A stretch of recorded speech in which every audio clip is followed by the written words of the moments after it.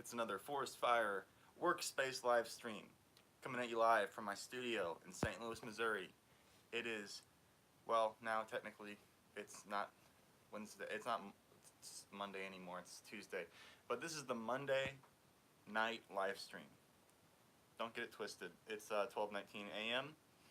and the year is 2019. I'm here with Alyssa. Hello. And looks like we got our first comment from Brian. He says, "Hi, Forrest." Hi, Brian. Wait, no, Bean. Damn, I fucked that up. Bean. His name's Bean. Hi, That's Bean. even better than Brian. Bean Dish. Eat your beans. No, I appreciate that. Thank you. Hello. Thank you for spelling my name right with 2 R's. The Joker's here. Oh no. Which Joker? Jared Leto Joker. He says hello. Everyone's saying hi. Bean says hi, Alyssa. Hi. Yeah, we got an exciting podcast for you in store tonight. We're gonna be animating a shot. We're gonna be doing some sound design. We're gonna be doing some visual effects. So stick around. You might learn something. I did this shot. What was it? I guess it wasn't yesterday, was it? When did Jacob and Alyssa come over? Was that yesterday? Yeah. Last night?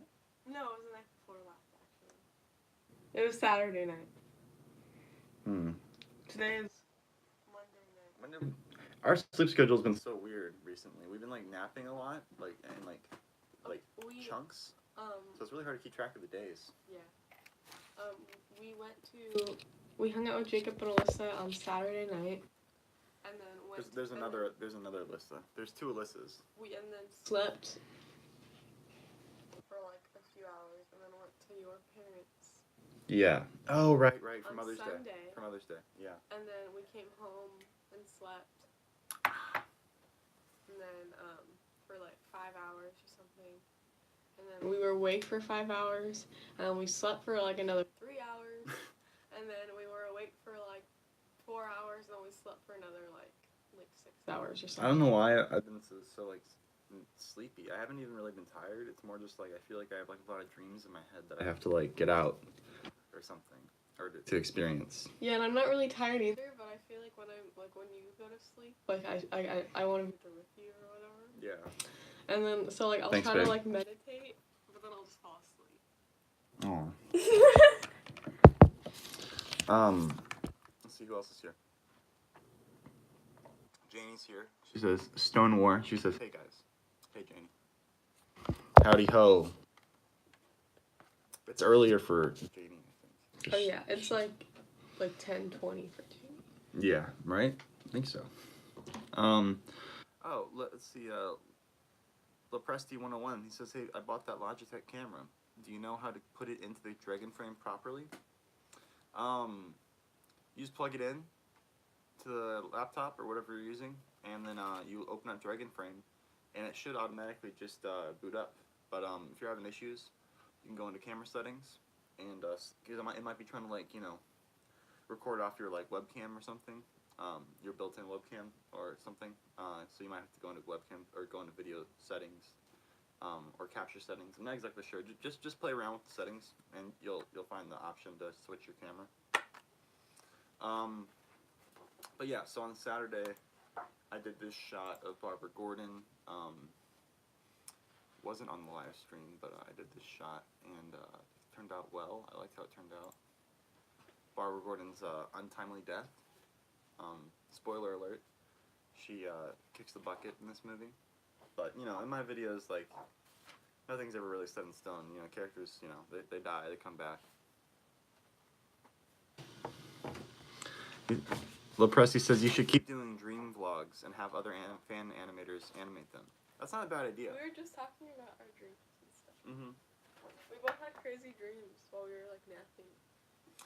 Yeah, my dream was like really irritating because like I lost Alyssa, or I didn't even really lose her. She kind of like ran away, and like I was like trying to find her like the whole time, and I was like calling her on my phone, and she like would pick up, and she'd be like, come get me," and I'd be like, "Well, where are you?" And she'd be like, "Well, I don't know," and I'd be like, "What do you mean you don't know? We were just together," and she'd be like, "Well, just like find me," and I'd be like, "Well, go on your maps on your phone and tell me like where you are, and like she was being like really difficult for like no reason. It was really and I felt like I was trying to like find her for like an hour.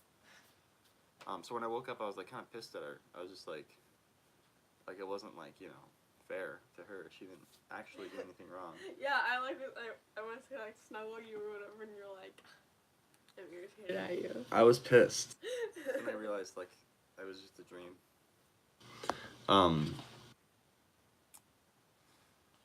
Oh, Webhead's here. What's up, Webhead?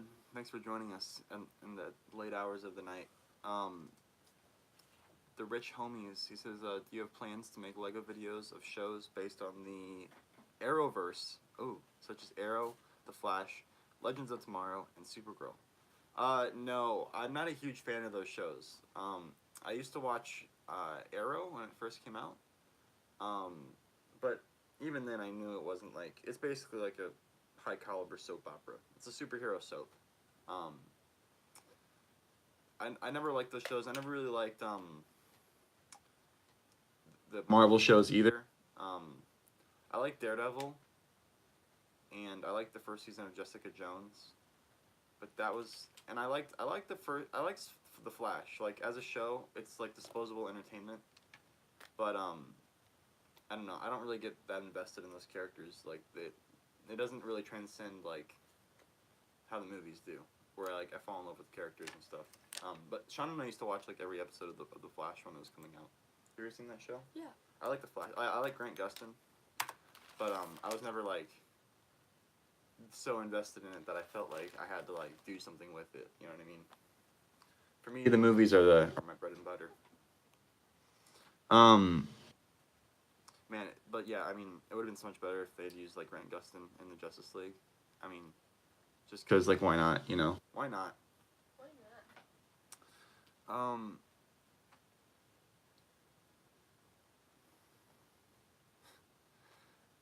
Hey Forrest, is Kesha Nate voicing any of the Jokers? Yeah, he's voicing the majority of them. I'd say 80% of the Jokers are Keshan. Did you hear about the gay Arthur episode? No, I haven't. Gay like Arthur? Let's see. What do you use to record audio? That's a good question. This is my audio. Turn these lights on. This is my audio recording setup right now. It's changed over the years, but this is I found this is like an effective situation. I get really clean audio from this. I have like 2 pop filters. I have like a metal pop filter, and then I have this like fabric one, and I use those in combination with each other with this Yeti mic. Forgot exactly what type of mic this is, but I think it's a blue Yeti. Yeah. And yeah, I have it on a stand, and I just use USB. A while back, Pete from Epic Rap Battles bought me like this like traditional like mixing device, where it was like I think it was called an analog mixer, where like he like was a big advocate of like, I don't know, he was like trying to explain it to me. It was like high school math or something though. I like was not getting it. It was like basically like recording audio like in a non-digital way and then converting it to digital later. Whereas when you use like a USB, it's just like digital the whole time. But yeah, it was like really confusing for me, and I didn't really notice a difference in sound quality. He's like a musician though, so I think they are a lot more particular about their sounds. I'm just like, you know, I just want good, clean audio that you can hear and that sounds right. I'm not like, I don't know specifically what the terms are, but I just know like when something sounds bad, when something sounds good.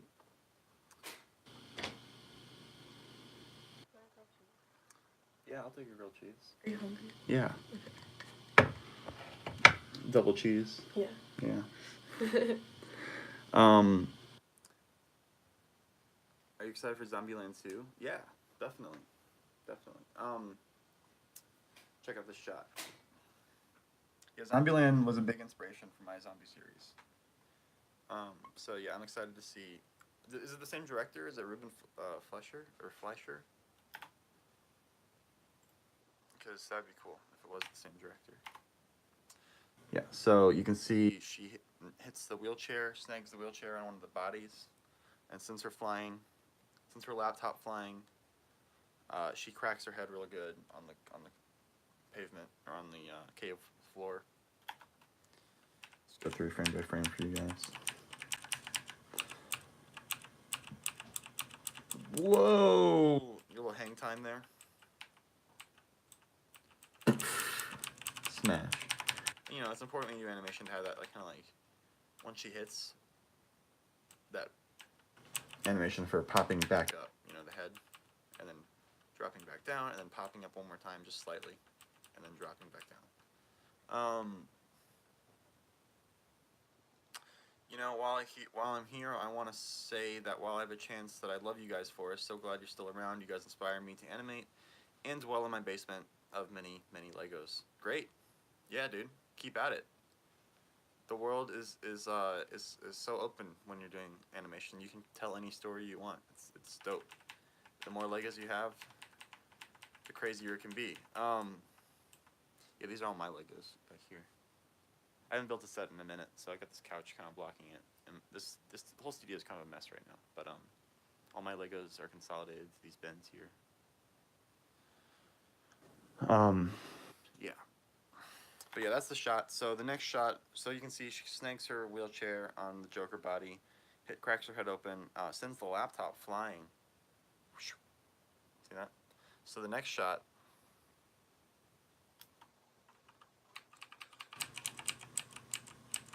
is the laptop landing on the ground and kind of scuttering to a halt. And like it's gonna start shaking, and then it's gonna shoot out a new portal from it, which is I don't really want to spoil it. I might animate these shots like outside of the live stream after this because I don't want to spoil what's in the other portal. I'll maybe want to keep that part, you know, away from your virgin eyes. Just because it's like literally the final like reveal of the whole episode. Like this is the final scene.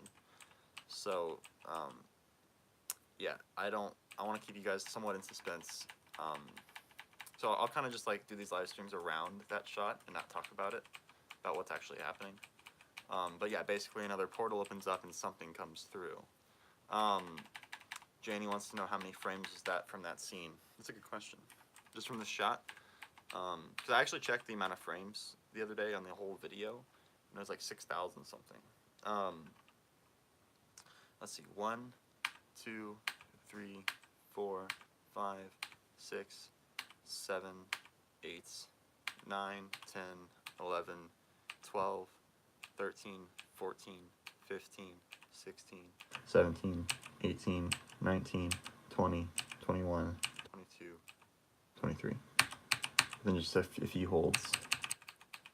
So yeah, like 23 plus holds.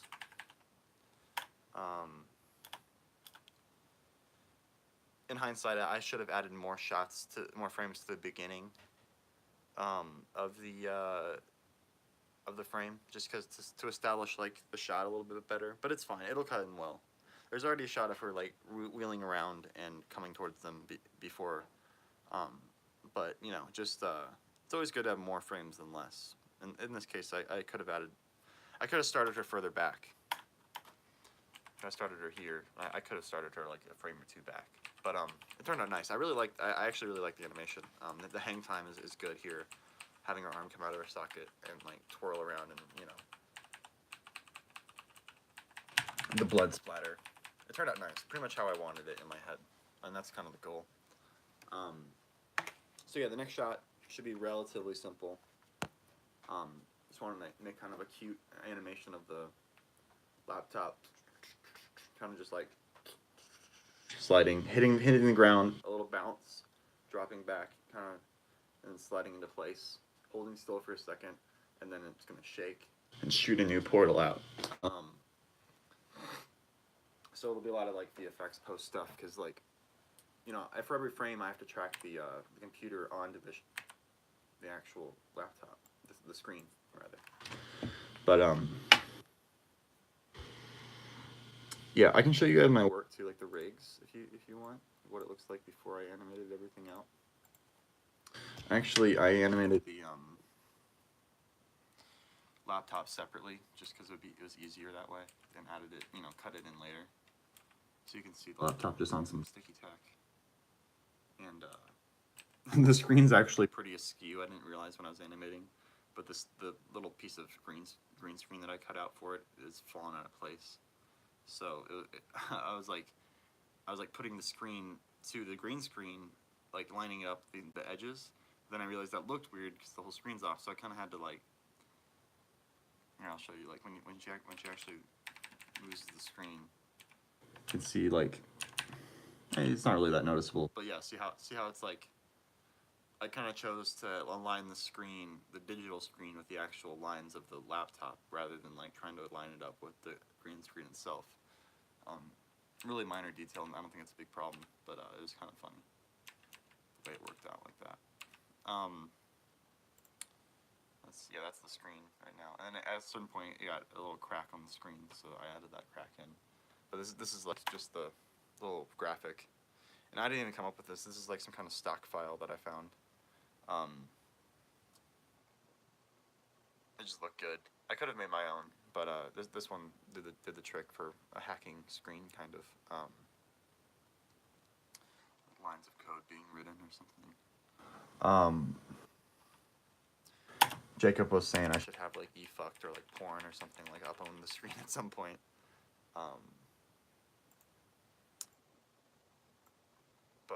Yeah, I would definitely. I don't know how I'd do that without getting demonetized. I'm already pretty sure this video is going to get demonetized anyway, so I don't want to give them a reason any more than I already have. But yeah, you can see the rigs here. That one, there's no rig. She's actually just like... Sorry, bless me. You can see the tack kind of like holding up her wheelchair back there, but she's actually got her foot stuck on the wheelchair. And then this is the first frame with a rig, which is just a long toothpick, which are really useful. And she was actually, it was a pretty long exposure shot, longer than general. So she was actually falling slightly as I took the frame, so that's why there's that blur. But it actually kind of adds to the motion a bit. That's my clean plate. So you take one frame with the rig in there, then you take a frame without the character, without the rig. Then you use this frame to cover up. You cut out the rig, and then you layer them on top of each other. There's this laptop. Let's go to render. There we go. So then, yeah, there's that frame. Sometimes I take alternate frames if I want to change the animation up a little bit. Like this is the same frame and sequence, but I took two different versions so I could choose later which one worked better for me. And I ended up actually choosing the one I didn't think I was going to choose because it made our hang time a little more exaggerated. So basically, like if I'd gone with this one, it would have been a little more realistic. But I went with this one, which is closer to the next frame. So it made our hang time more exaggerated. And then for this frame, I actually didn't use the toothpick. I just used like tack and edited the tack out, which can be tricky because you're. Yeah, I'll take some coffee. Thanks, honey. Which can be tricky because you have to create an artificial drop shadow, which can be hard because drop shadows are hard to replicate sometimes. But it's so quick that you don't even really notice it. And then adding the spray of. I use the compressed air can, and I dip it in paint, and then I spray it on the set, so it looks like real blood splatter. But yeah, that was a fun shot to do.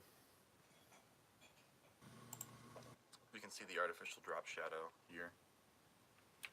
It looks pretty realistic. Not bad.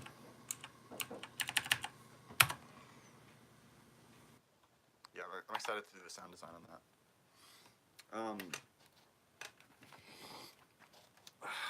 Let's see what you guys are saying. Sorry, I've been ignoring me.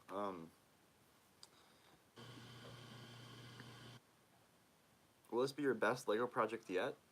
I don't know. That's for you to decide. I haven't finished it yet, so I still have to do like a lot of sound work and some VFX. I haven't seen the whole video like as a whole. I've seen chunks of it, but I haven't seen it as like a finished piece completely from start to finish, so it's hard for me to like judge that so far and what I feel like is my best video. Currently, I feel like my best video is either Eames and Barry or Lego Captain America Nazi Zombies. But it's up to you guys, Everybody has their own idea. Oh, what's up, Alex? Alex is here. AKP Studios. Yeah, I was just taking them through the rig removal for this new shot I just did. Turned out really well, where Barbara Gordon flies out of her wheelchair and hits her head on the cave floor.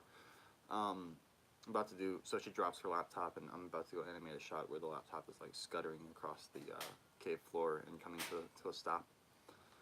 So it should be a pretty simple shot, but a fun shot. Ooh, grilled cheese. Check this grilled cheese out, guys. Check it out. Alyssa made that for me. I didn't want to eat it, so I cherish it so much.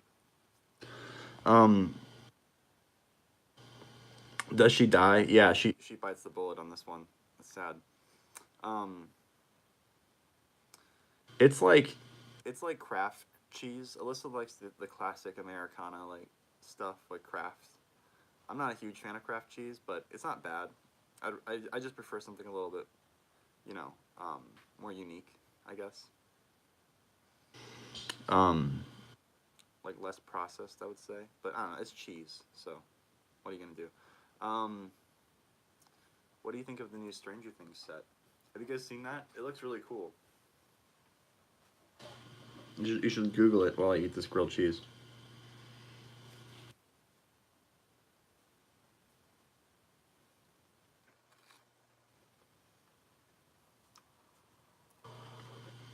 Mm-hmm.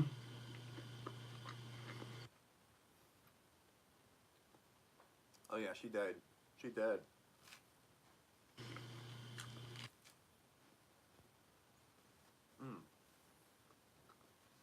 Yeah, it's pretty sad, right? So good.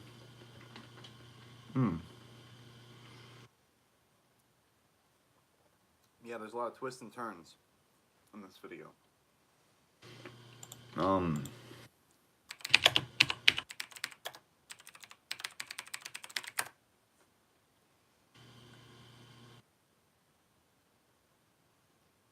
Watch Red Letter Media. Hello and welcome to Review. This time I'm joined with Simon Barrett, who wrote Your Next and The Guest. Thanks, honey. We're going to be specifically talking about The Guest. But before we get into that, I would like to thank you for Your Next and being at least partially responsible for bringing Barbara Crampton out of acting retirement. Oh, yeah. Well, thank you very much. She's very kind about that. I thought you were going to thank me for the Blair Witch reboot, but that didn't go the way I was expecting. Why would I do that? Oh,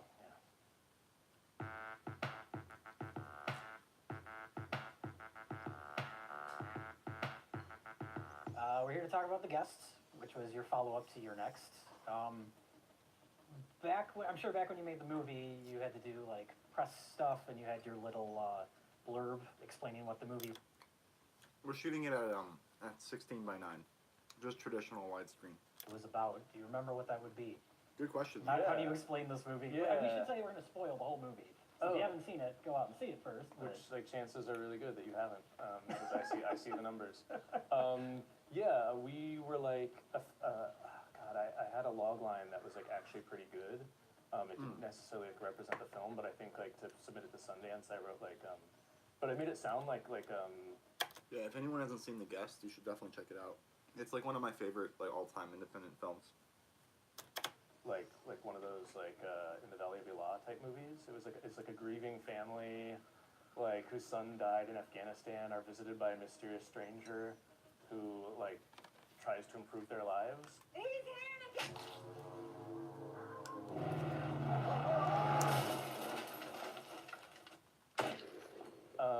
You know, I think in our mind we were kind of making like the good version of those like kind of sanctimonious like post-Iraq war movies that no one saw except us. Like you know, that was like a whole little subgenre, like Stop Loss, Home for the Holidays is not the one I'm thinking. What's the one? Is that the Holly Hunter movie? Yeah, which is actually the Holly Hunter movie is quite good. What's Her the character is very similar to the David character in Very The Guest. Home for the Holidays, big reference point for The Guest. But no, what's the one with 50 Cent and Jessica Biel? Is that a thing?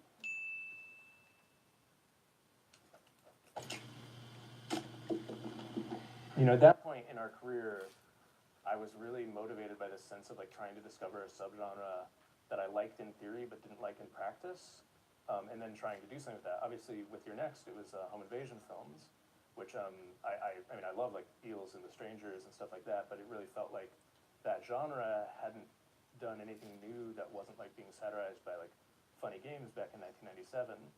And in particular, I remember Colin Geddes, who was a programmer at the Toronto Film Festival, saying that like he'd seen 20 films that year that were all about people being tied to chairs. And I was like, what if I made a home invasion movie in which no one is tied to a chair? And that was literally like the birth of your next. I was like, oh, and it'll be more like an Agatha Christie bring up baby type thing. So with The Guest, it kind of was. I was like Adam kind of was grooving on like Halloween and Terminator, and had this kind of like killer robot idea. And meanwhile, I had this script which was much more of a depressing indie thing, which is like this family, his son dies, and a stranger shows up, and what you find out in that script is that he like served with their son, but they like hated each other, and he like murdered their son and has come to take like further revenge on him by like killing his family. And I got about 60 pages in, and then was like, even I don't want to see this movie. like this is, I mean, you know. It was an unusually punishing and depressing Yeah, do you want script, the rest of that even for Chick-fil-A me. sauce? And so I just abandoned it. It was called The Guest, and I decided to not finish It it. was so good, babe. And that was like before we did A Horrible Way to Die.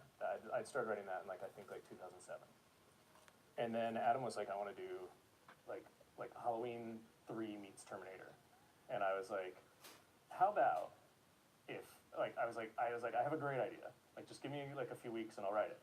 And then I went back to that script and I threw it out, and I started over, and I was like, what if he's Michael Myers meets the Terminator, but played by Dan Stevens from Downton Abbey. Never let anyone pick on you. Otherwise, you'll carry it with you the rest of your life. And those kids at school, they're bigger than you. Yeah. And bring a knife to school. They take it off you and beat you up. You go around their houses at night and burn them down with their families inside. What's the worst they can do? The hurdle, and I think Adam said this a bunch too, so I might just You on want that to see the a trailer minute. for The Guest, babe? I saw you watching it earlier. It's really good. Is it? The movie? Uh-huh. Yeah.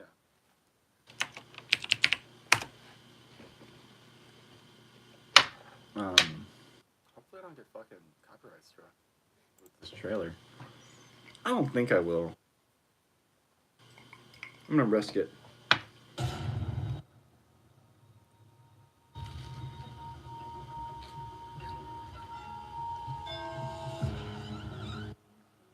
Can I help you? Mrs. Peterson? Yes? My name is David. Mrs. Peterson, I knew your son, Caleb. I was with him when he died. That's me. You know Caleb? Yes, ma'am. We're pretty close. Yes, ma'am. He wanted me to tell you that he loved you. Thanks. He asked me to check on you. And so, we're gonna be good friends. What happened? I got into a fight with some guys at school. I'll teach him some self-defense when he's feeling up to it. This guy's literally What are you gonna Jacob. do? Nothing bad.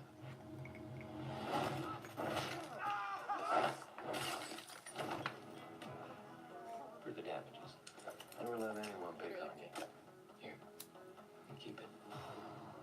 Miss Peterson, are you sure you're comfortable when you stand here? I think it could be a good thing for us. You know, I promised Caleb that I would do that to help your family. But I'm afraid I haven't been fully honest with you.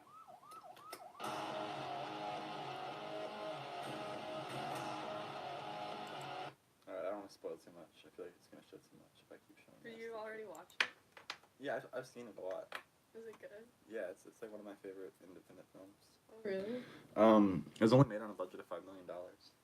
Yeah, it looks like not like super expensive. Yeah, it's a pretty cheap idea. Relatively cheap. Let's see. Alex has seen it. He says, great movie. I love the sound design too. I actually downloaded it and like sampled a lot of the gunshots for Captain America Nazi zombies from that movie, and like cut them in and mix them with other things. But like they just have this really like nice like frequency to them.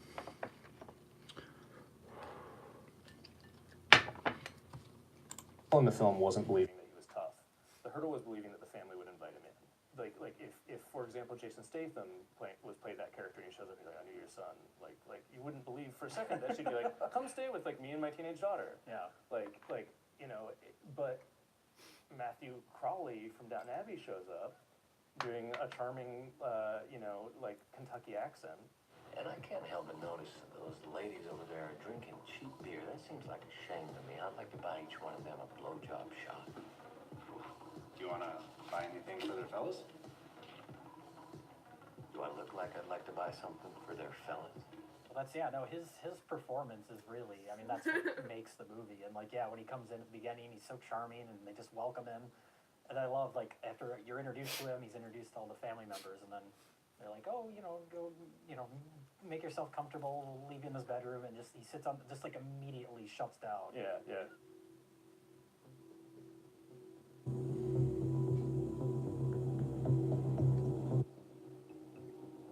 Yeah, that was literally it, yeah. Sits on that bed staring at the wall, and that's when you're like, what is up with this guy? Yeah, I mean, I think the idea there was again that like he just wouldn't expend calories if he didn't have to. Yeah. So he doesn't have to do anything, so he just shuts down.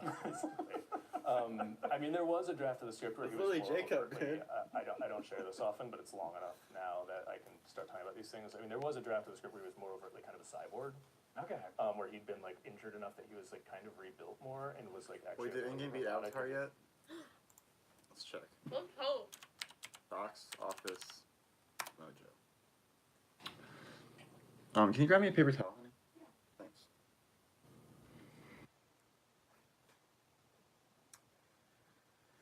Endgame beat Detective Pikachu? Damn. No, that makes sense though. It's a fucking monster. Let's see. Endgame. Thank you, honey. About to do something really gross. Oh no, it's still at worldwide 2,500,000,000. It needs another what? Oh man, only like $300 million more dollars, and it'll beat Avatar. I think it'll do it. I can't believe Avatar is like the book that's like the biggest one. Have you seen it? No. You never seen Avatar? I have not. Ugh.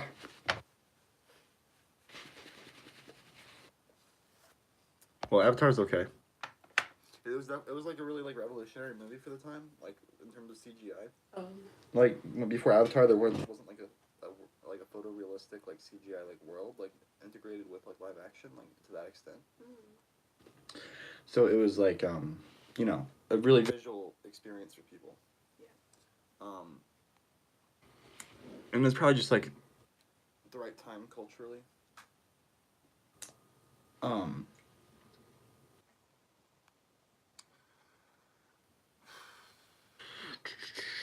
How long till part 4 comes out? I'm hoping to get it out in like late June. If I work really hard, which I have been, I think I can get it out by then. I'm pretty sure. I'm really close to being done with production.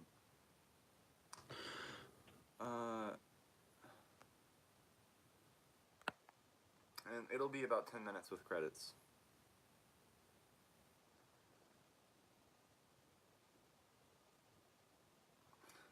Sweet. What should we watch?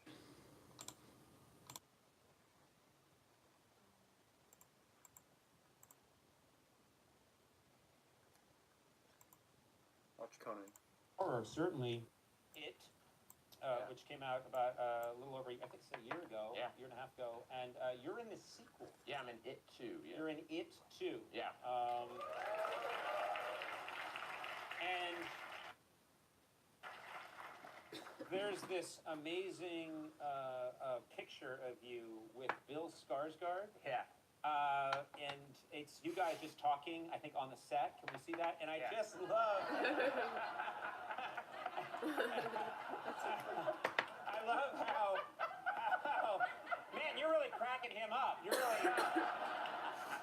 But no, he's one of the funniest, nicest guys in the world, and when he's playing that character, it is terrifying. Like, he'll be talking to you about, like, we're probably talking about music or movies or whatever, and then the minute they say action, he is so terrifying. And he can do, like, I go, how did they do that thing in the first movie where your eye kind of goes up when Pennywise, I don't know if you guys saw the movie, when he senses something, he kind of goes like, you know, whatever, and his eye goes like that. And I go, how is that a digital thing? And he went, oh, you mean this? And then he just He did it. I was like, ah! And then he murdered you. And then he murdered me. And Lauren went, you know, when Pennywise.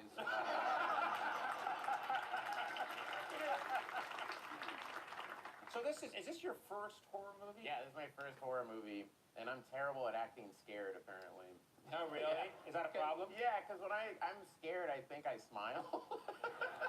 What do you mean? I get nervous. Yeah. I kind of smile. Like, I'll be coming at you with a knife. Hey! Hey, don't do that, man. No, that's like we would do takes, and the director Annie Machete would come in and say, "Bill, you need to be scared, man." I go, I was terrified. He goes, "No, man, you're smiling the whole time, man. What's wrong with you?" And it's true, yeah. Like I'm like, "Oh, guys, we gotta get out of here. Pennywise is here."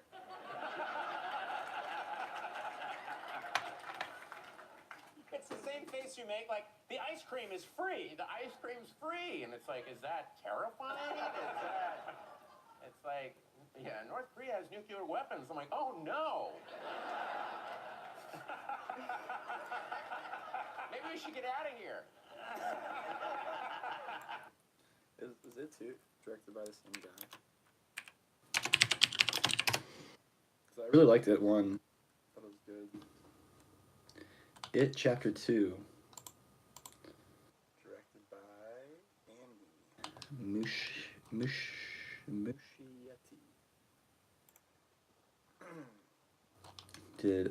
He did the first one. Sweet.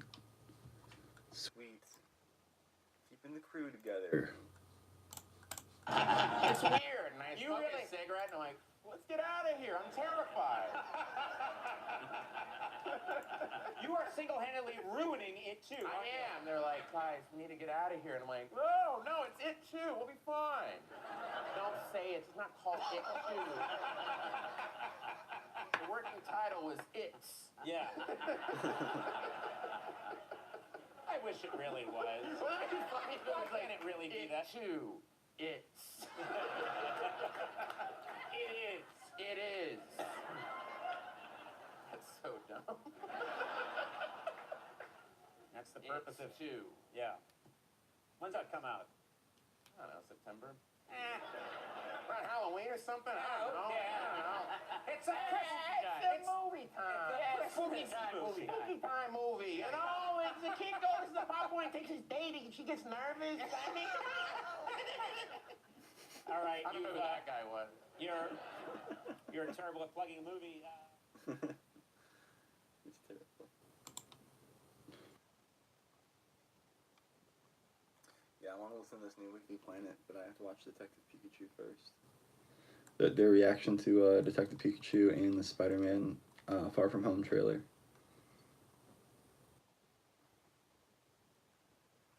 I'm so tired of YouTube drama. Like, oh man. Everyone gets so wrapped up in it. It's like all my recommended videos are about like some YouTuber who I don't care about at all. Which one? Like this one. Oh yeah, James Charles. Like I've never even heard of this guy. You And- have. And I talk about him. you showed me like a picture of his ass at Coachella, and I was like, yeah, he's got a nice ass. What kind of content does he make? Does he make like what, Makeup content. oh, he makes makeup like tutorials and stuff. Yeah. Interesting. Yeah, I mean, you know, it's just not my thing.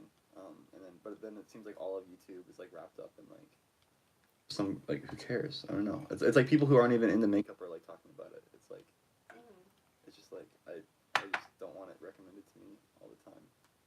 Him and the other guy too. There's like some other guy right now. There's kind of controversy about, and I just don't care.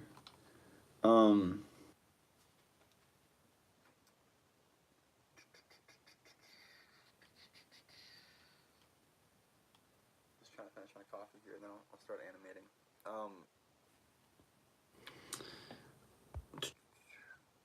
AKP Studios. He says he's responding to someone. He said, "Hey, Sonia90 said, hey, Alex, when will your new video come out?"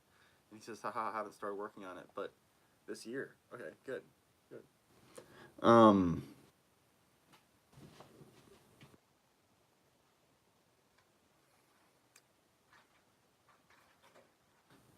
Uh,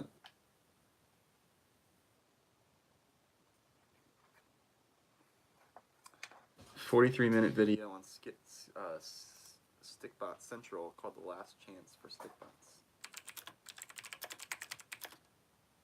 I think I've seen this one. The full movie. I don't need copyright stuff.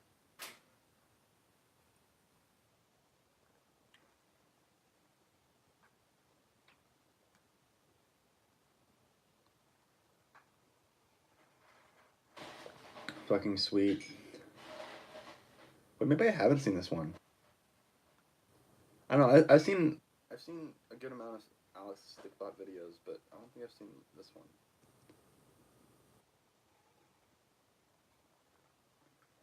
Fucking Stickbot, dude. Cash and Stickbots are really good too. Alex, do you know about Footage Crate? It's a really good website for like production assets. I've been using it a lot recently. They have tons of stuff, and it's like, I think it's like $40 a year or something. It's really worth it. I would highly recommend it. You might already know about it, but it's amazing.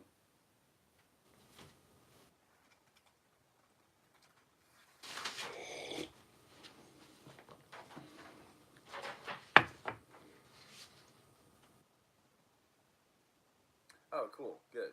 Yeah, Footage Crate's awesome. I just kind of found out about them recently, and it's pretty dope. What's up, Crazy Frog? Welcome to the stream.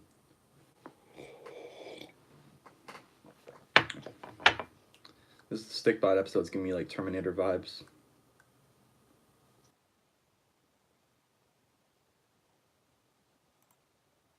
Okay, yeah, you're already wise to the Footage Crate. Yeah, man, I don't have to watch this whole thing later.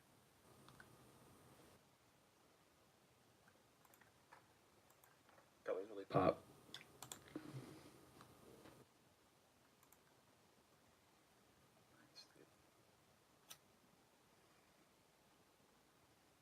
It's ambitious.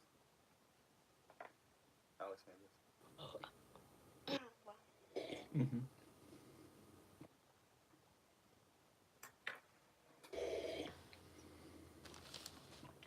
Whoa, dope. Give me a toothpick. Mm-hmm.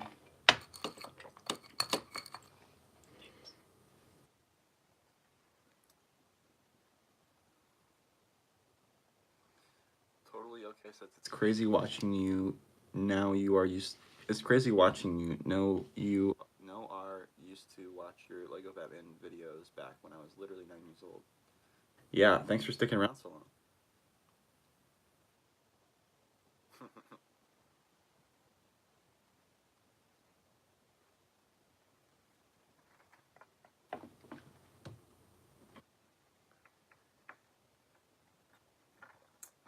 Yeah, I bet you learned a lot during the production.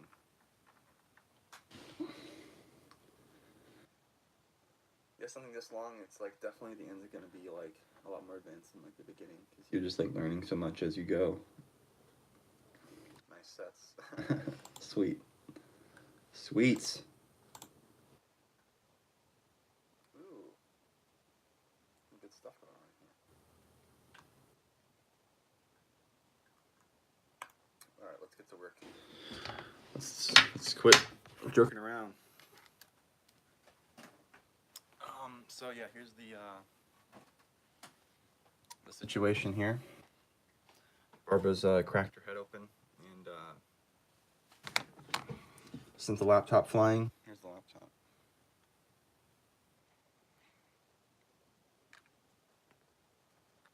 Gotta fix this screen. It's like all askew. Now it's a little too far askew. We gotta keep it perfectly straight. There we go. Okay. That looks good. Yeah. Okay. So she sent it flying this way, so it should tumble like right here. That should be where it ends up, kind of. So I should probably shoot this with the webcam. Probably.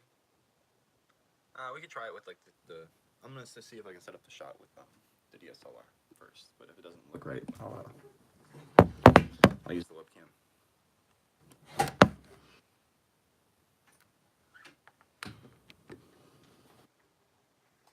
I'm gonna move Batman and Nightwing out of the way real quick.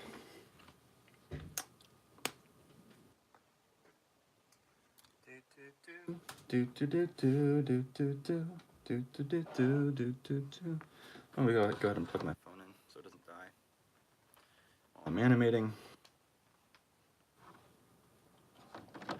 Do.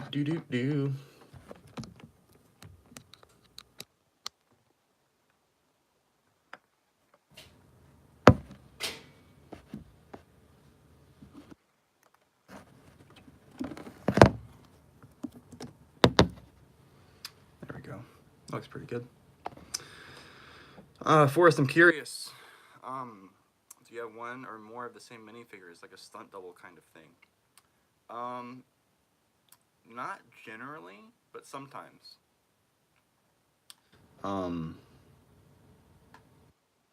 Usually I just use the same minifigure throughout the whole production.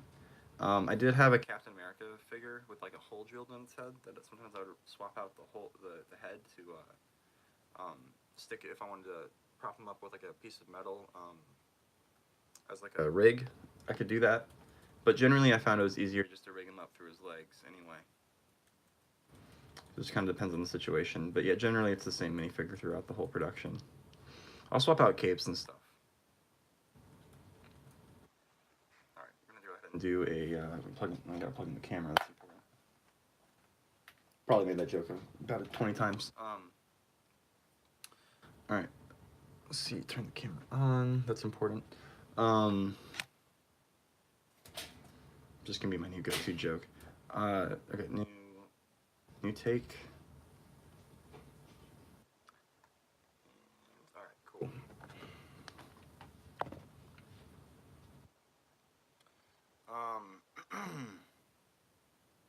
Forrest, you should make an Avengers video. Yeah, I want to do like a video with Thanos in it. Alyssa had a really good idea for one, but I don't think it should be Lego. I don't know. It doesn't really work like for Legos. The idea.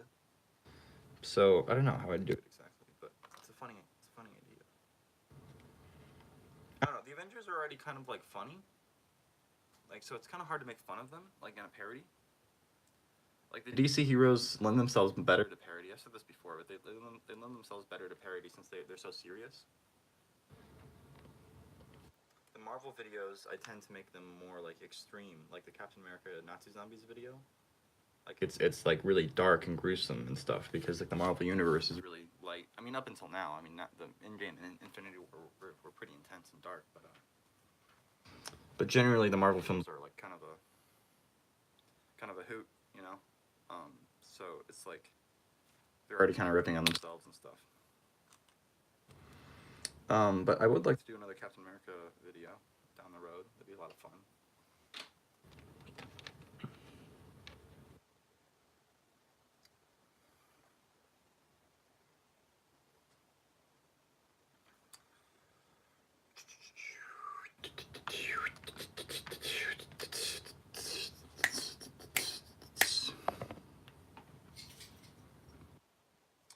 Where do those Lego computer pieces come from? I've never seen any of them before. I think I bought this one on eBay. It's an official piece. And then I added the screen myself, the green screen. Yeah, I could probably do this with the actual camera. Probably. Get a good focus in here.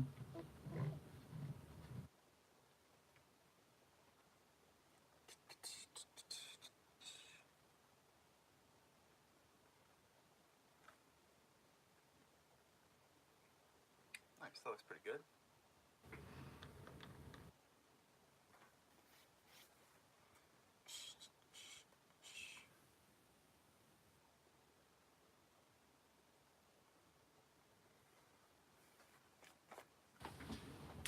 Okie dokie.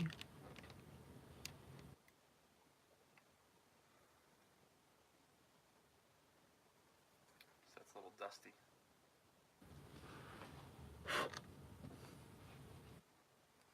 Give it a little spray down.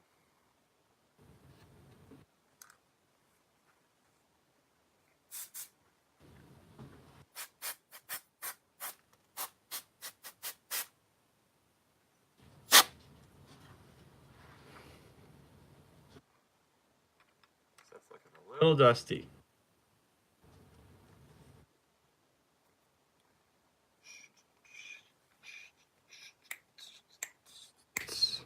All right. Might end up punching in a little bit, but that never hurt anyone.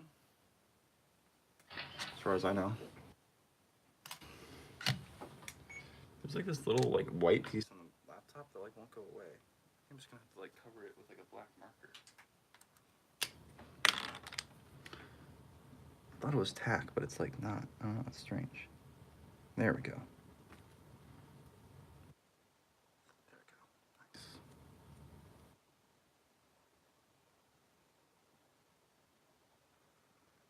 Yeah.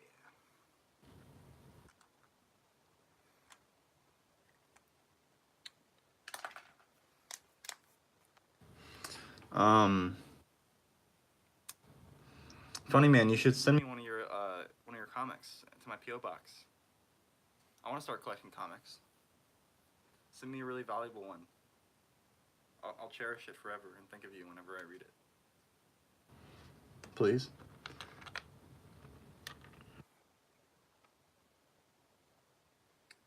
Sweet. All right, got the shop pretty much set up.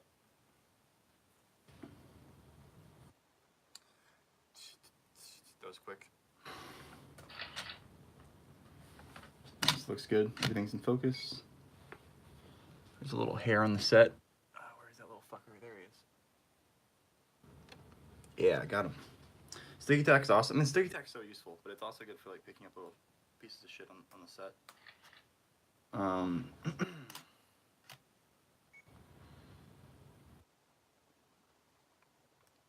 right, cool. Let's get animating, huh? Let's get to it.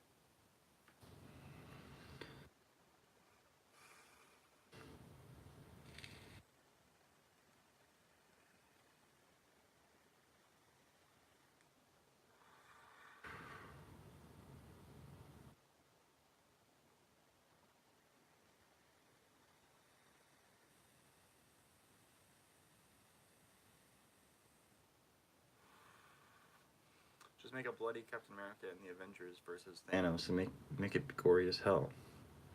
Pretty cool.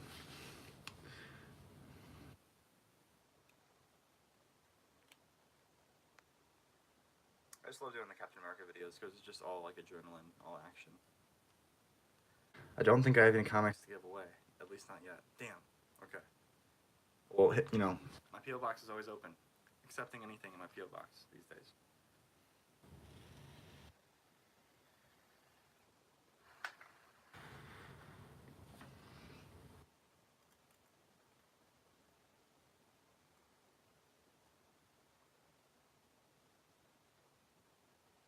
Alright. Let's get to it.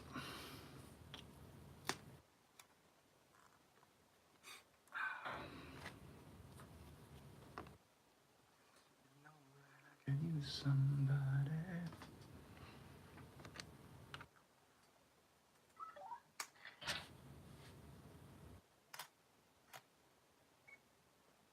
Sweet.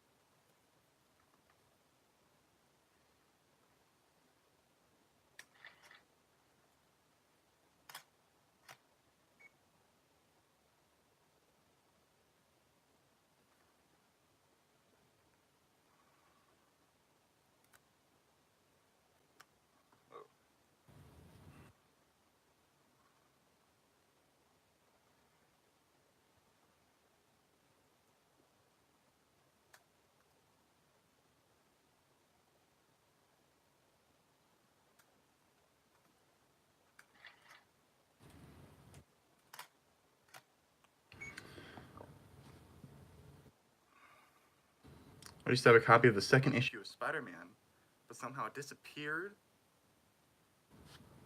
One of your brothers might have taken it and sold it? Oh no. That sucks. Doesn't sound like you're very trustworthy brothers. Or maybe you're just paranoid.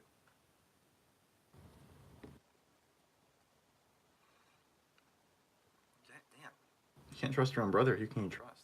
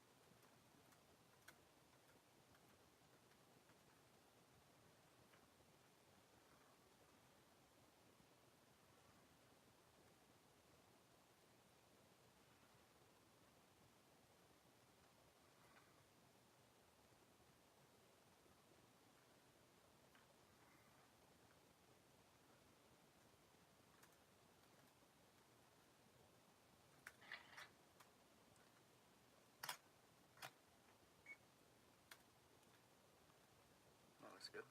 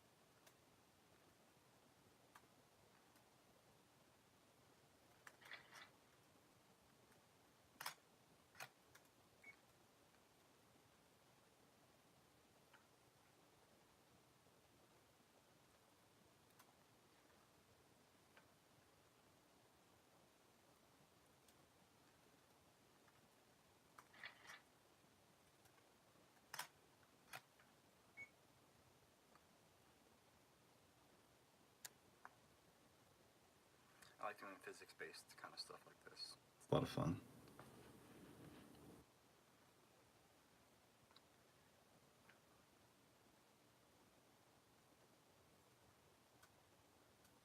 It can be tricky sometimes, but I just have fun with it.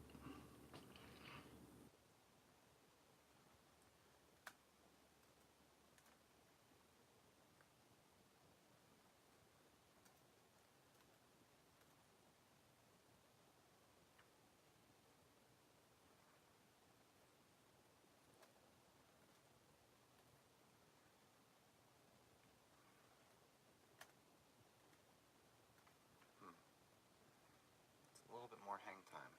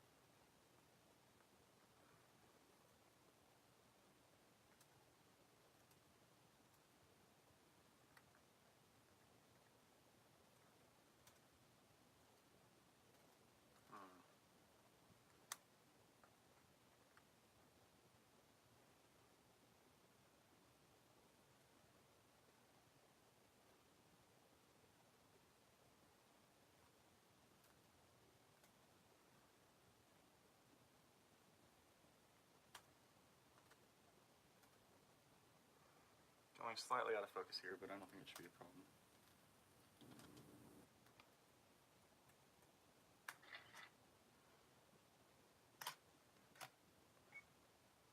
Yeah, it shouldn't be a problem. Yeah, looking good.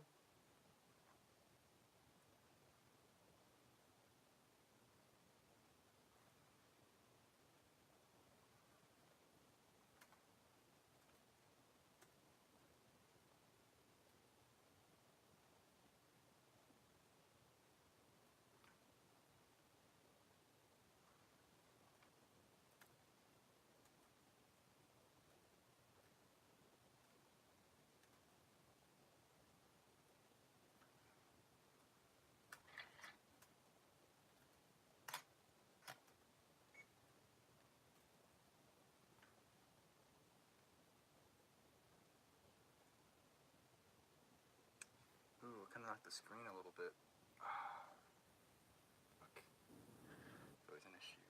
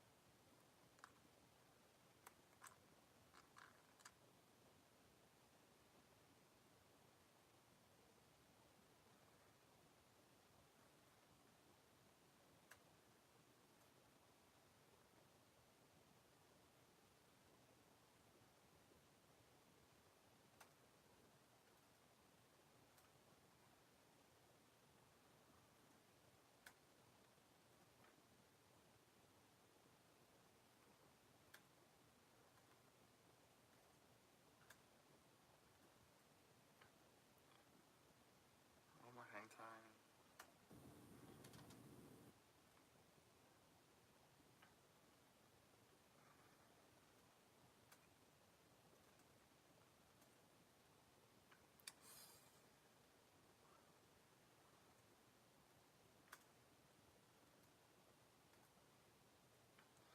Come on, bitch. Just a little bit more. That's pretty good. I'll take it.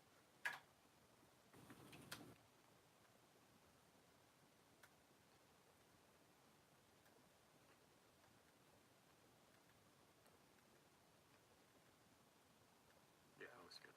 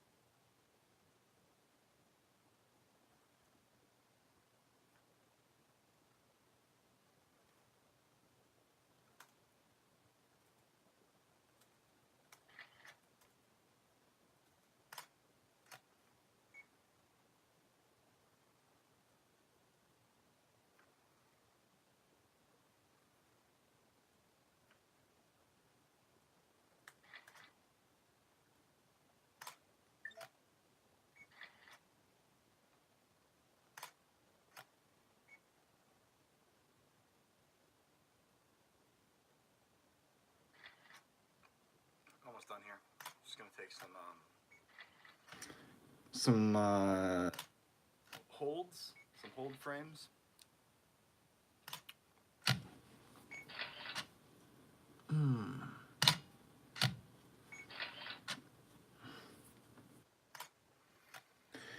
And I think the shot is wrapped up. I don't know. I'll watch it back and see if it looks good. I feel like it's pretty good.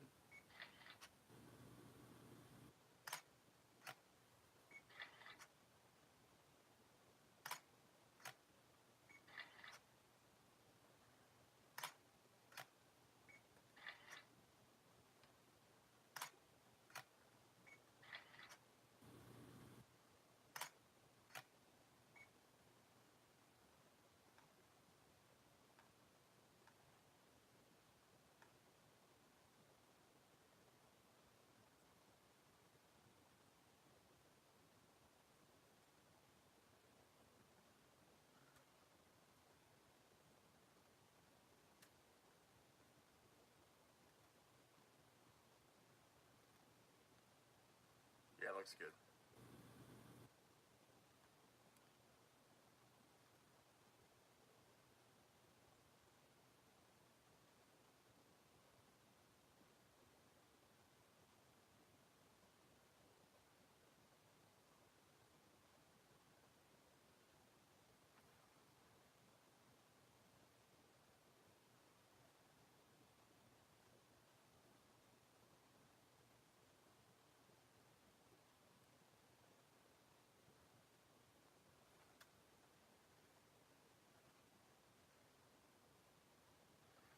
Take a few more holds, and then I'm gonna do this thing where it kind of vibrates,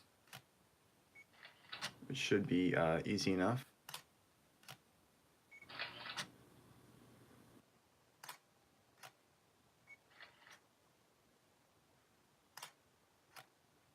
Sad chat. So sad.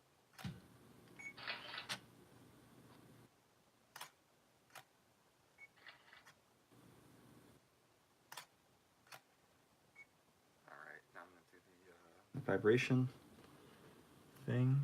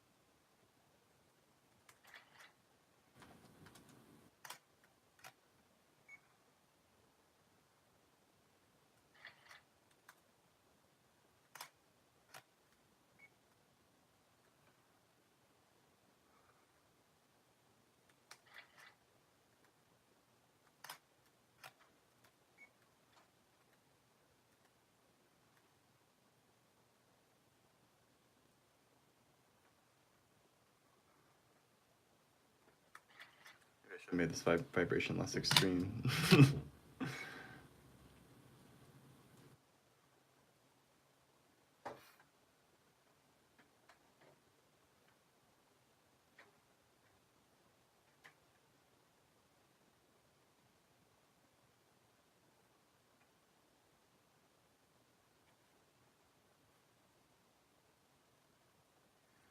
do a less extreme version at the end here.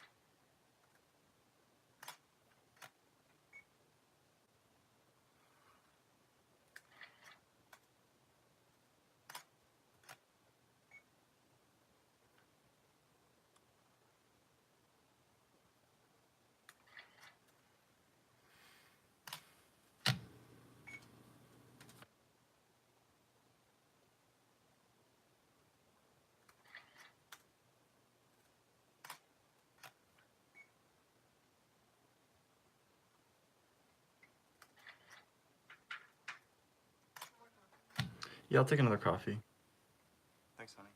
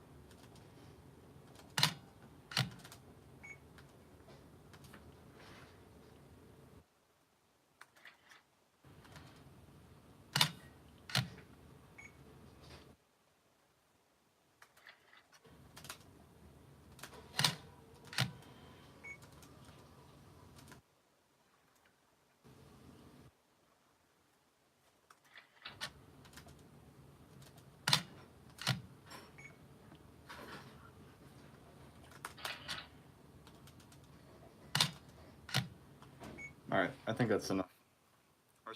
That should be plenty. The next shot will be very similar to this. It'll probably be closer up, different angle. It'll be like practical lighting effects, but I won't do that one right now. I'll just do the effects for this one and move on to the next one, because there's a shot of Superman in between these two shots.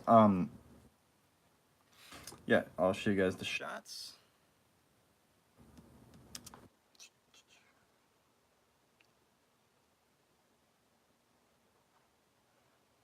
But that's pretty much, you know, the vibrating stuff was easy. This is the you know, the shot is essentially computer falling into frame, hitting the ground, bouncing back up, holding, you know, the hang time is important, hanging there for a second, and then dropping back down and skittering to a halt. Little skitter.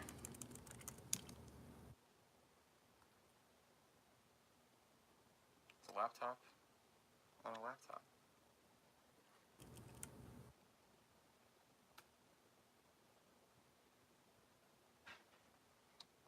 So I did some kind of extreme vibrations at the beginning, but then I was like, hold on, and I just started doing smaller ones. So I think what I'm gonna do is I'm gonna cut these smaller vibrations in at the beginning when I do the editing, and then transition into the more extreme vibrations. You like that shot, babe? Let me see. Watch. See how it bounces into the frame? Mm-hmm. Boom, boom.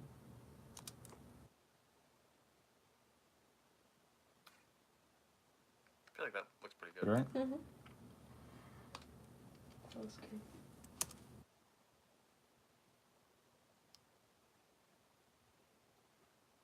Yeah, sweet. All right, so we're gonna go ahead and export this. It's like 83 frames, so it's gonna take a second. Ba-boing, seriously. Thanks, honey. Mm-hmm. How long have I been going for? I've only been going for an hour and 18 minutes. So yeah. Not really. I knew the shot would be pretty quick. Yeah, feel free to stick with me, guys, and hang out with me while I edit.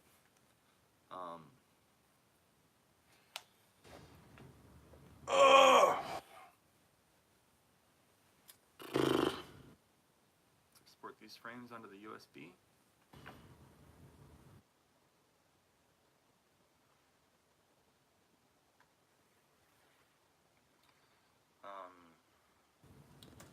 Laptop. Drop. I guess I'll call it that. Export.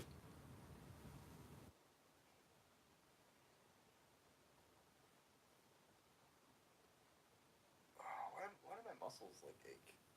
Like I haven't worked out. It feels like I worked out today, but I didn't.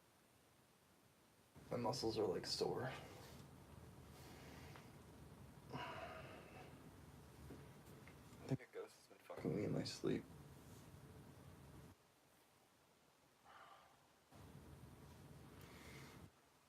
Come on. Exported pretty quick. Hey, what's up, fans of ForrestFire? What up, Ethan? Got some spicy content for you today. Not really. It's just a laptop falling. But yeah,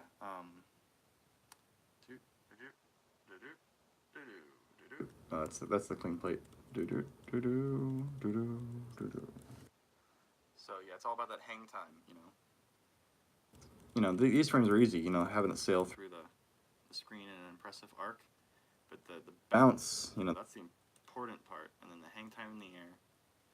And then the drop is faster. And then bounce again, see on the other side.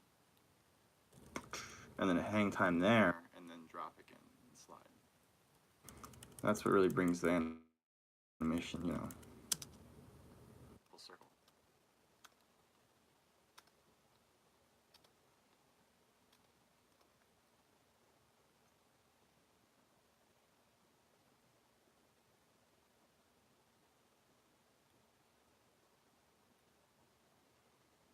See, what would happen if I held this for 2 frames? What would that look like?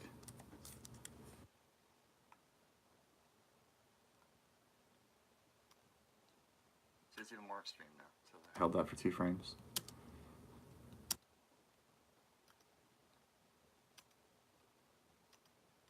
I think I prefer it the other way, though. It's a little more realistic the other way.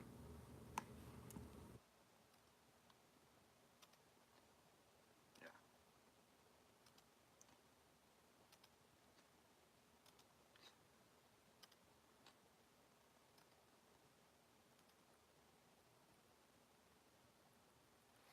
So yeah, now I just have to track the screen. That's gonna take a while. So yeah, let's do it. Let's go over to the pull this USB out. Move everything on over to the editing station.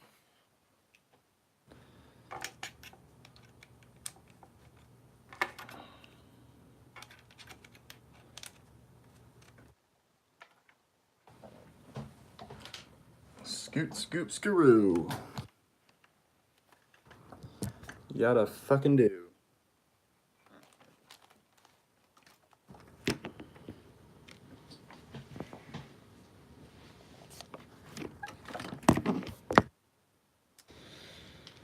Do do do do do.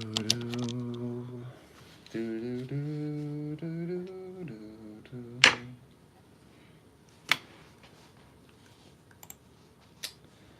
Alrighty. Right as rain, seriously.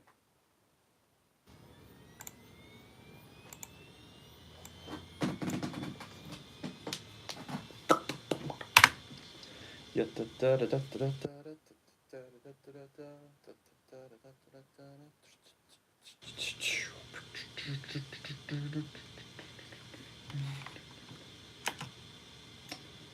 is the last one? Does it 15, 25 frame rate? What kind of frame rate is that?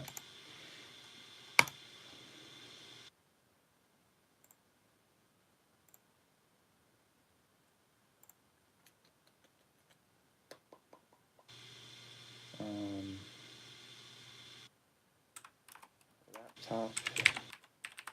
Right.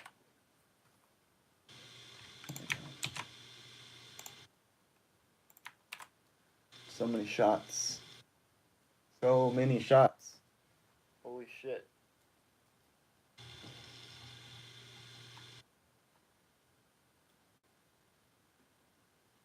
I wonder what has more shots, like this movie or Captain America Nazi Zombies? Because this movie's definitely 10 minutes. It's longer. But the shots in Nazi Zombies are so quick.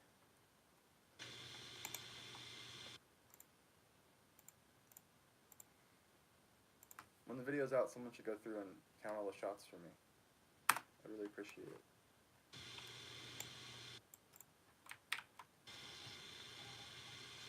Wait, did I not export that? Hold on a second.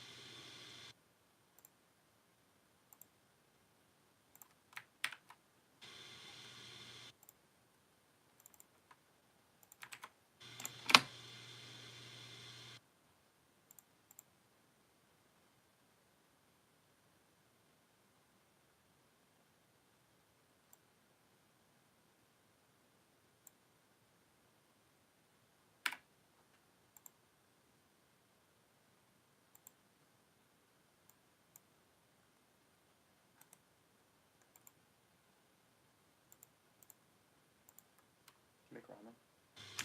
Do you want some? No, I'm good. Kind of. Do you want some? No, I'm really full from the superheroes are still in the oven. Oh, right. Okay, sweet. I'm looking forward to those. How long is that going to be? Probably like 20 or 30 more minutes. And they take forever, don't they? Yeah.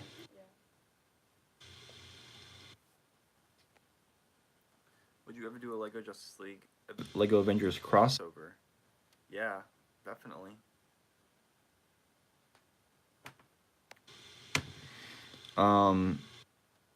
Recently went to Comic-Con, bought a whole bunch of Lego custom Jokers. I don't know why I bought a lot of Jokers, probably because of your upcoming maybe video, but yeah, I bought some and they're pretty cool. That's dope, dude. Alex, I'm back, baby. We're in the editing zone, Alex. Now it's time to edit. I used to have one of the classic Lego Batman figures, but I gave him away. I still regret it. Seriously. The new current ones are not as good. No, they're not. I'm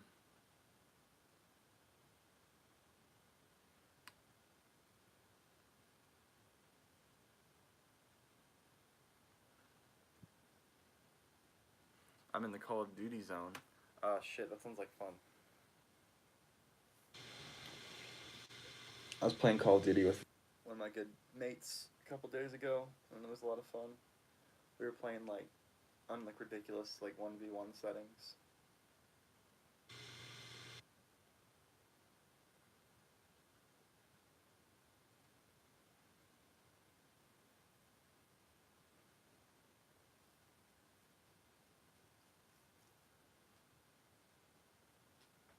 I should probably adjust the camera so it doesn't look like super retarded.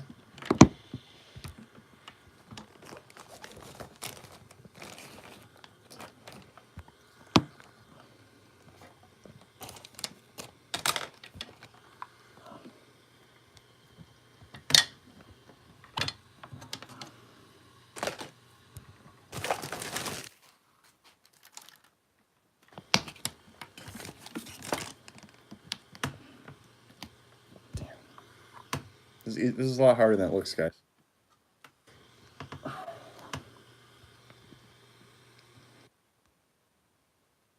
I'm not just an idiot, I promise. What is this noise this is making? What's going on? What is this noise? What is that?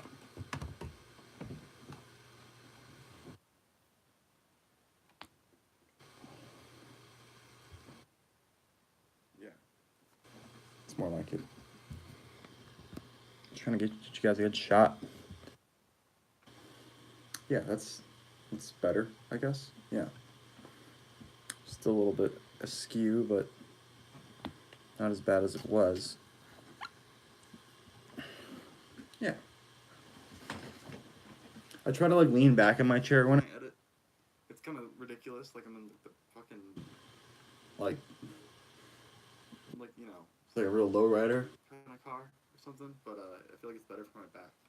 If I'm like hunched over doing this, looking at the screen, I don't feel good after.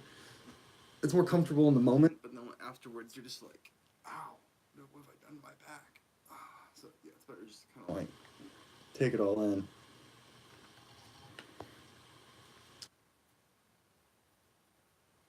I want to get a standing desk. I think that'd be fun, or like a one that like adjusts. You can adjust the height of it. Unless your belly was showing for a second. Whenever I pull my belly out, Alyssa's always like there to rub it. I'm basically Buddha.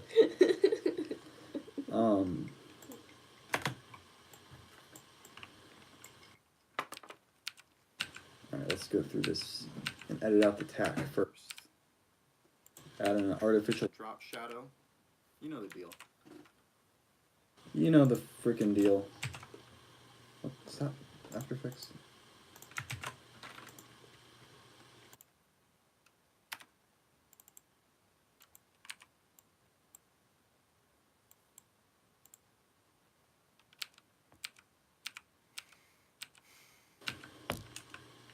Man. This little robot arm that I have for my phone never sticks.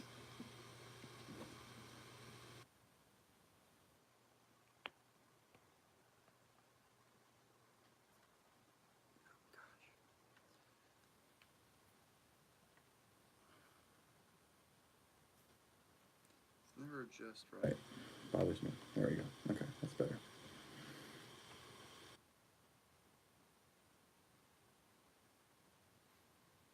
I've got one of those. A standing desk, that is. Yeah, Alex, you've got good posture. Probably because of that standing desk and your healthy habits.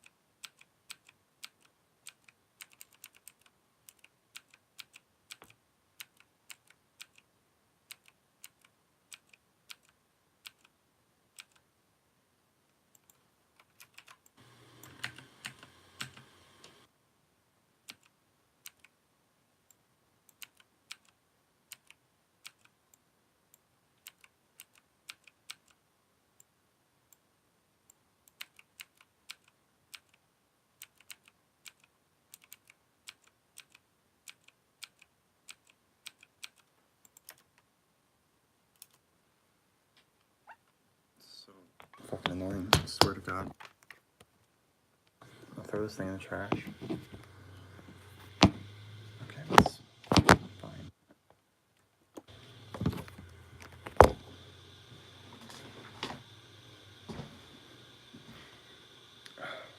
I could just sit upright, but this isn't like fun.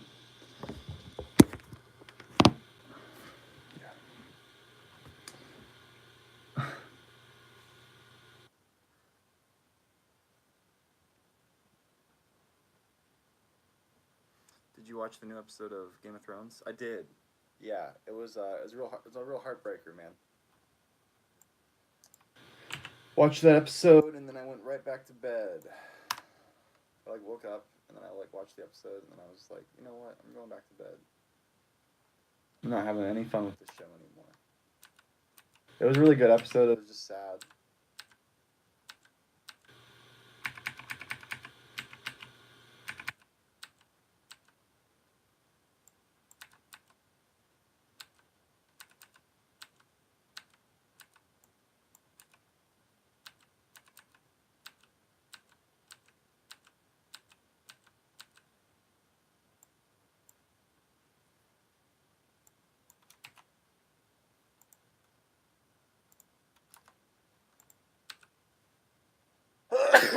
Fuck.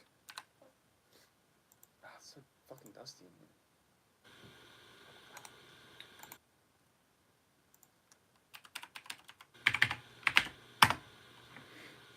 Ah.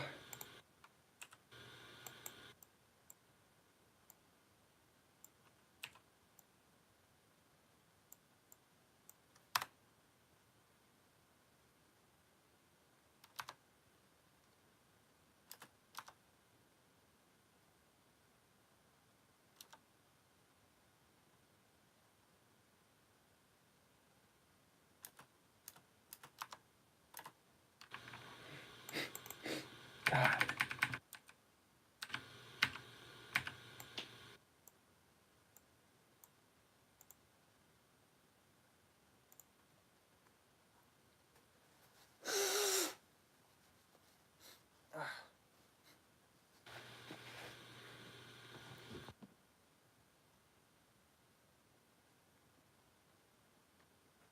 I wonder if there's like a way to like mount a camera on the top. I feel like that should be plausible.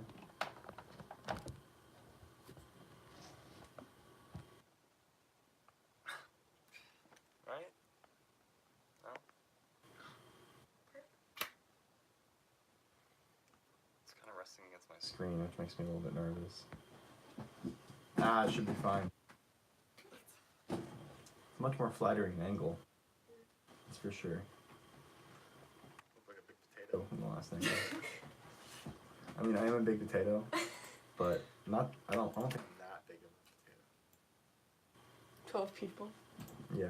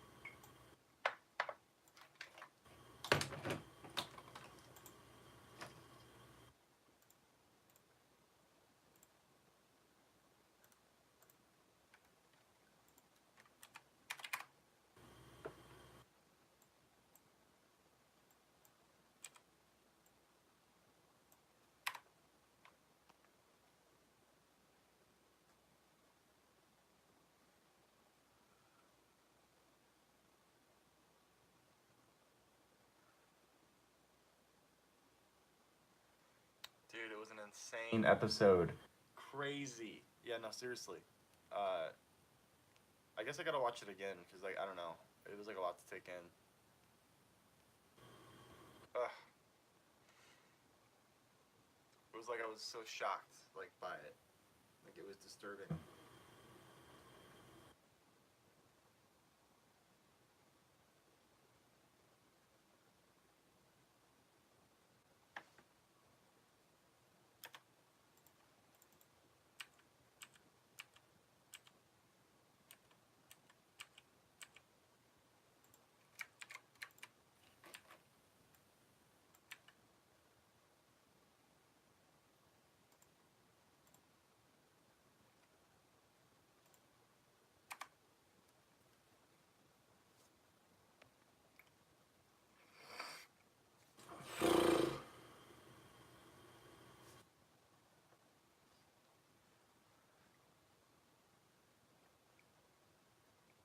Alex, you think I could watch your stickbot video and not get demonetized? Probably, right? I don't know. Seems risky.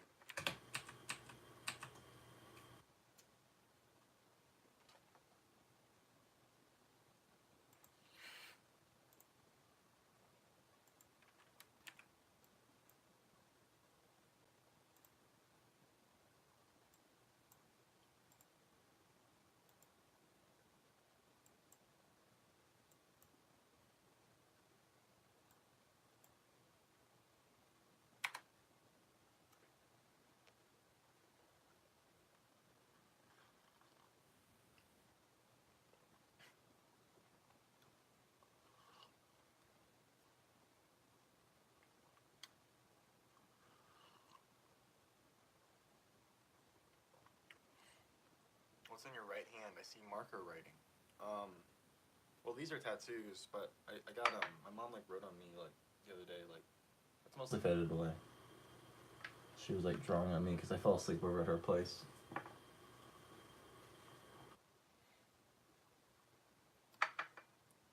You guys all have a good Mother's Day. Make sure your mothers were satisfied.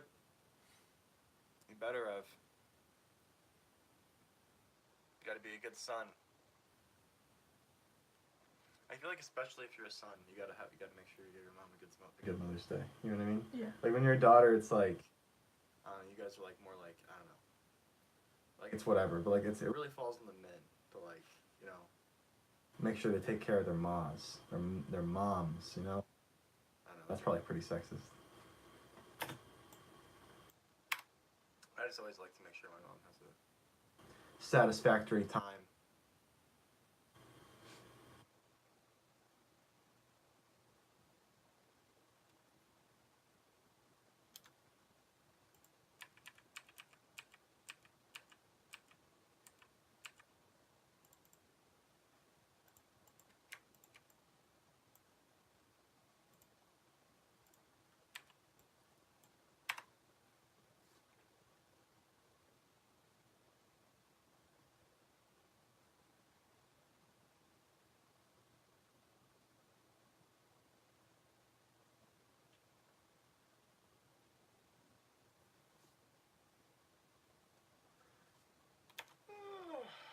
Just trying to figure out a good wiggle for this laptop using the frames at my disposal.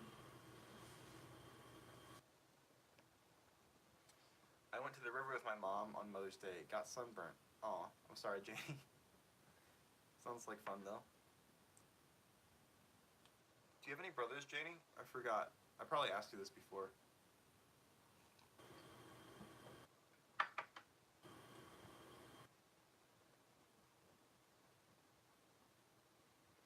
Mulch the yard for Mother's Day. Nice, nice. On you, Alex. See, that's a real manly thing to do, you know, on Mother's Day to mulch her yard. Yeah. Alex knows how to do it.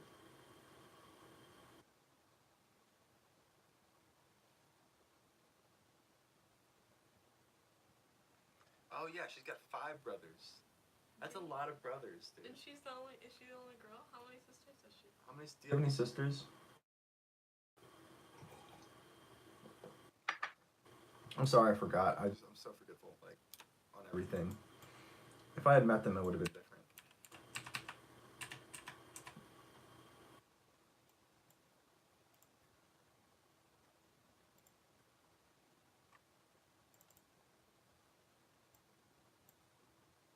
Man, rewatched the Lego Movie 2 recently, and she has 4 sisters and 1 stepsister. Oh, oh my god. That's a lot. Damn, girl. It's a lot of fucking children. Your mom's crazy. Is it all like your mom had them all?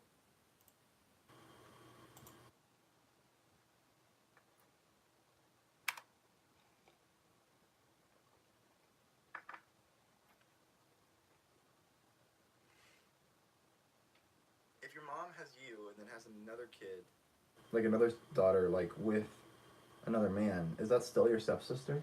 That's your half sister. Me and my sister have the same mom, but different dads. So that's your half So sister? she's my half sister. Step is like if your parents are divorced and like your dad marries like someone else who has like a daughter, and like that your wife has a daughter, like that would be your new stepsister. So you're not blood related. You're not blood related. Yeah. It's only like if you marry it. Like but if if they marry, like their mom like marries your dad. If your dad impregnates another woman, that's your half sister still? Yeah. I don't know if I agree with that. What do you mean? That's just how it is.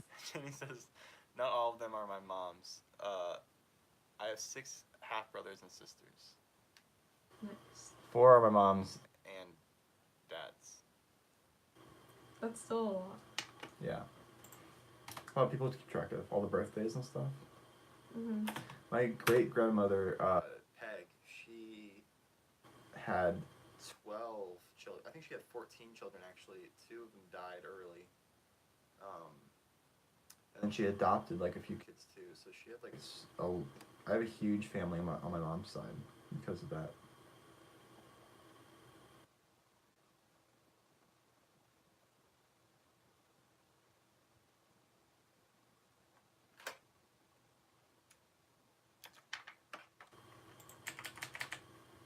It's impressive.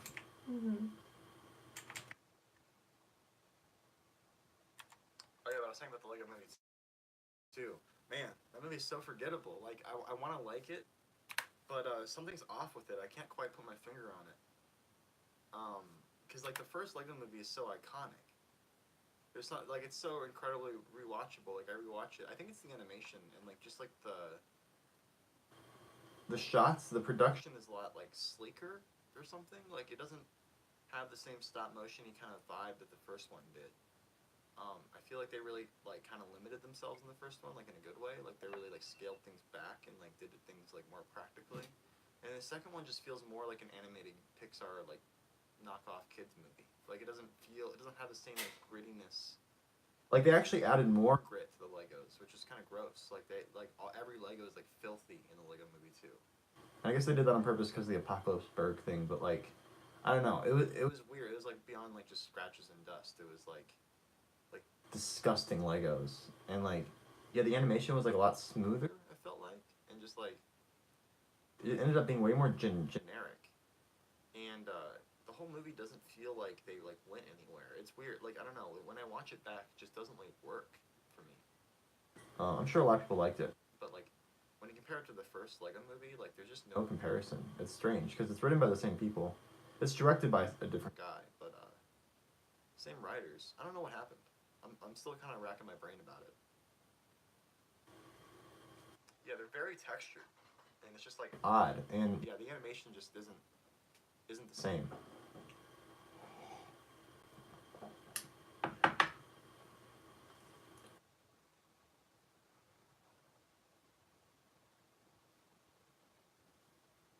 Yeah, the laptop got a little soft in this shot I'm talking about. Just a hair soft. Like it's not. And once I put it in the screen, it'll be sharper because the screen won't be, blurry. But let's see what I can do if I put an unsharp mask on there. Kind of concentrate it. Yeah, it will sharpen it up a bit.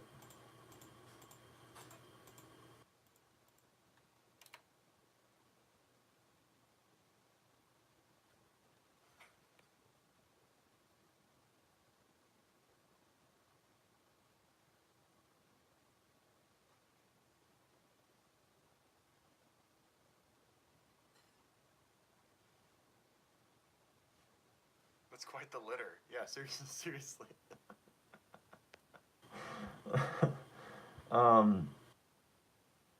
Webhead's going to bed. Good night, Webhead. Thank you for joining in. Yeah, I hate trash talking the Lego movies, but it's just my honest opinion, you know. I want to like it. Like I watched it again. I actually bought it so I could watch the special features, and the special features were kind of ass. Like the commentary was good, but other than that, the other special features kind of sucked.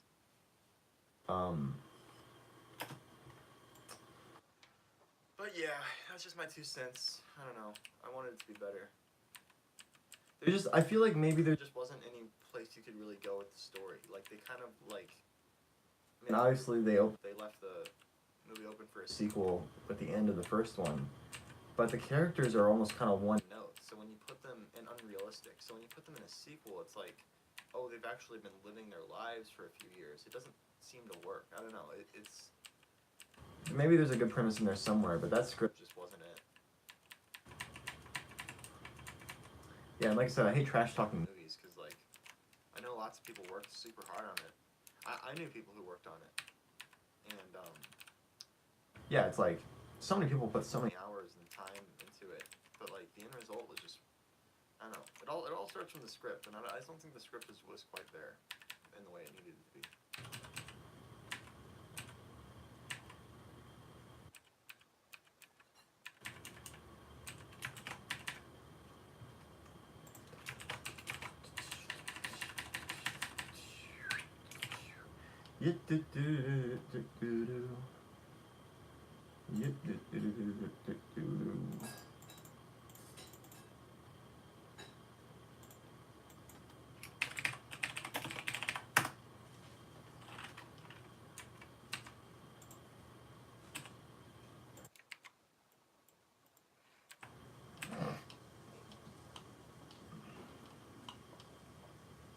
Alyssa's making a sweet potato. She's pretty good at making them. Probably because she is one. I wish I could watch a movie or something. Ugh. Or I wish I could like hear you guys actually like talking. That would be cool.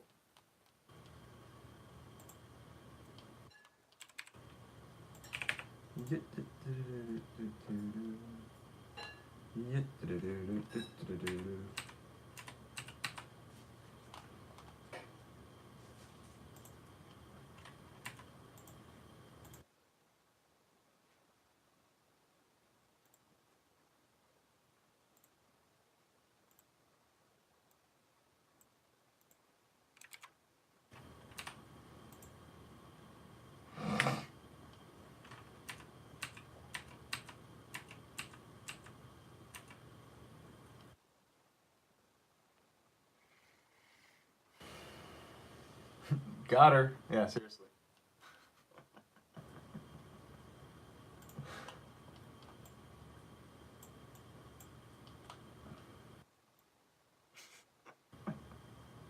Alex gets me.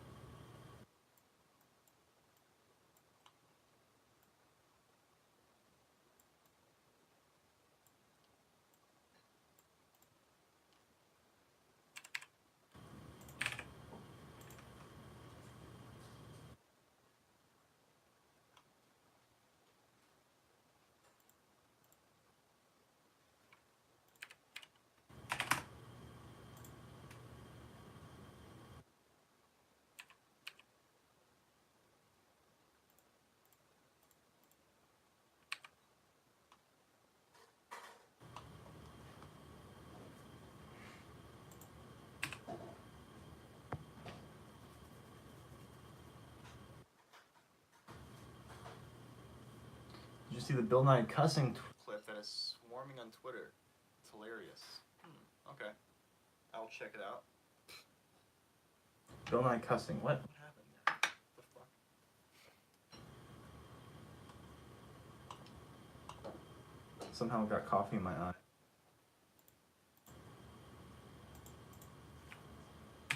Bill Nye cussing. It's always weird when people say cussing, because I always say cursing.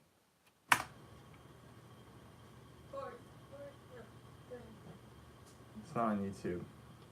Or it's not, at least not when you first type in cursing. I'll go on Twitter. Bill Nye death. Ooh, sweet potato. You're a sweet potato. Check this out. Look at Listen made. I made that joke earlier in the stream. What's your... About how you're a sweet potato. Oh. That's why you're so good at nicking them. And then Alex was like, gather.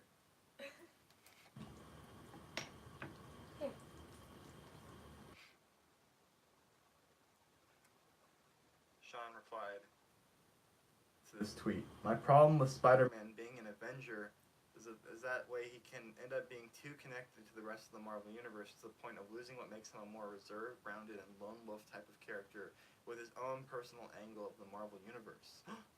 Sean said, "We got that 5 other movies, so I'm good with something new, but I agree, he's kind of the best. He's kind of the best as a lone wolf." Sean's wise, dude.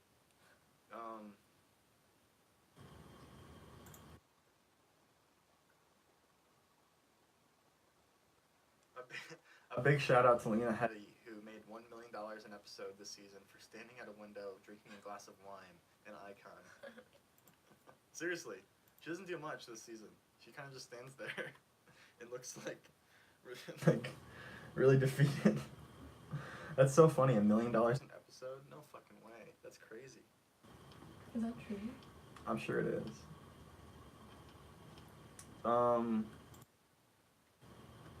Apparently Bill Nye was like went off on a cursing tirade or something. Well, I'm trying to find it, but they're making it difficult.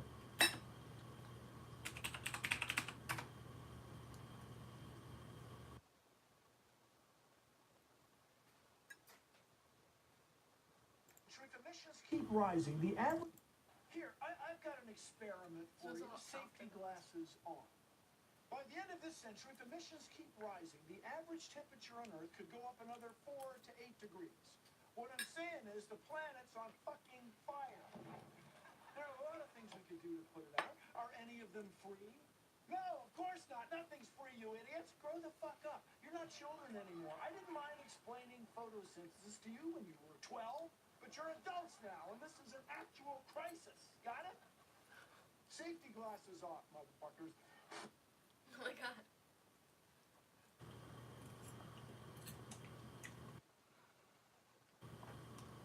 That's pretty funny.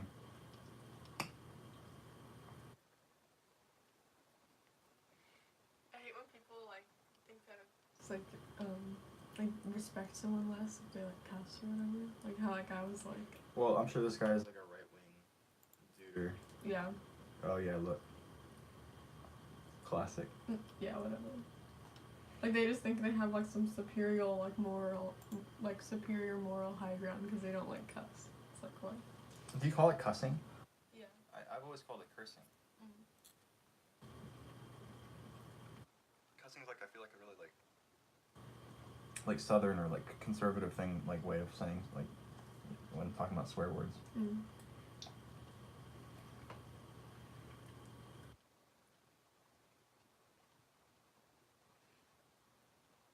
That's pretty funny. I like that. Grow the fuck up. I'll watch that again. Safety glasses. Here, I've got an experiment for you. Safety glasses on. By the end of this century, if emissions keep rising, the average temperature on Earth could go up another 4 to 8 degrees. What I'm saying is the planet's on fucking fire.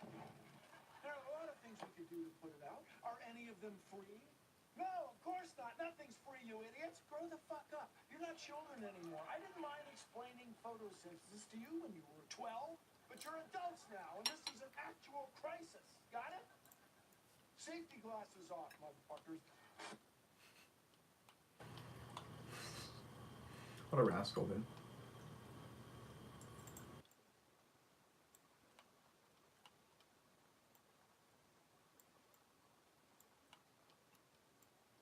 I love cursing. Cursing's so funny because, like, yeah, it really does, like, upset some people. I like pushing people's buttons. Because for me, it's just such a common, like, everyday thing. But for some people, it really, like, disturbs them, and it's just, like, so silly because it's just words. Like, they're, like, really, like, disturbing themselves. They just need to grow up and, like, understand that, like, it's just, like, language.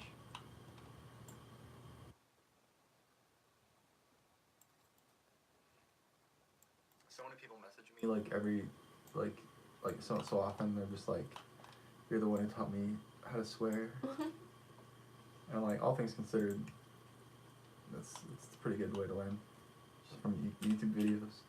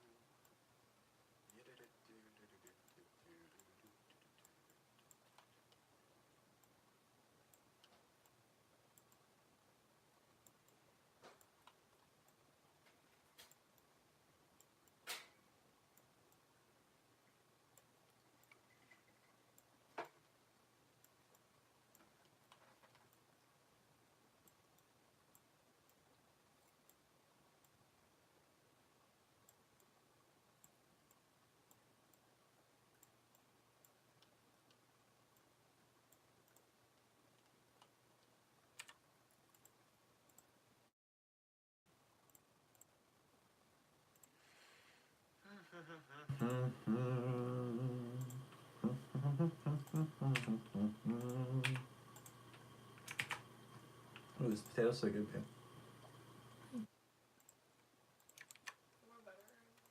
No, it's perfect.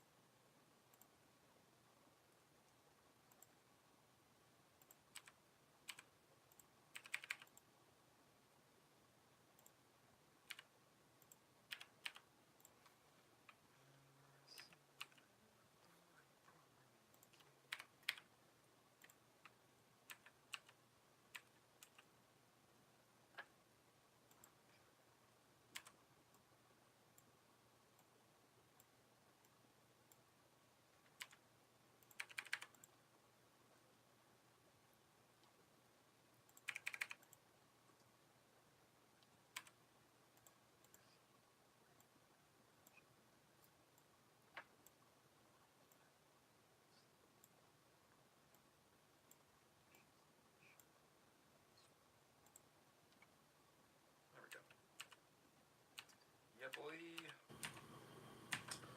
Sweet. Getting it done.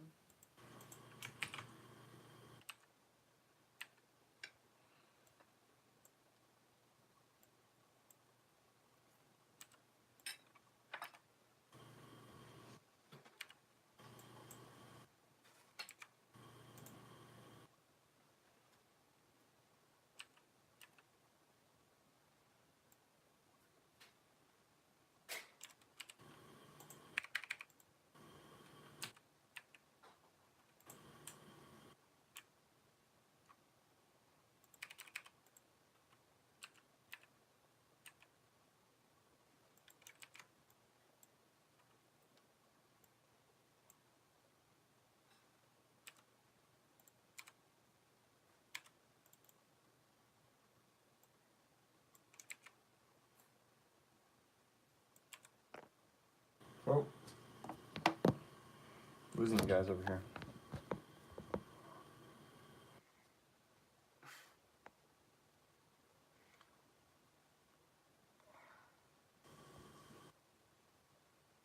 Golden Eye isn't the same no more after that.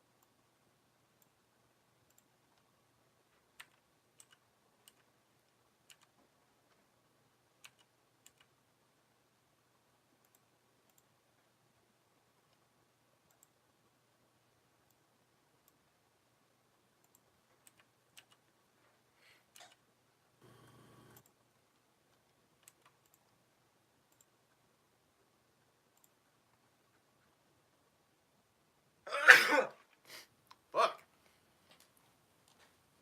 God, these sneezes are intense, man.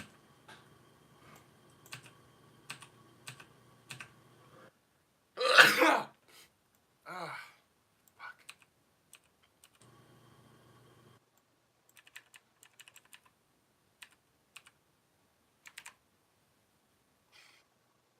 Thank you.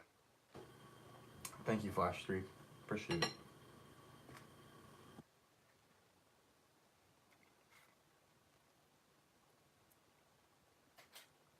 Babe, why is the sweet potato so good?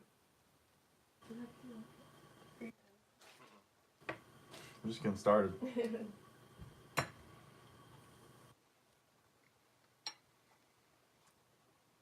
like to eat the skin too.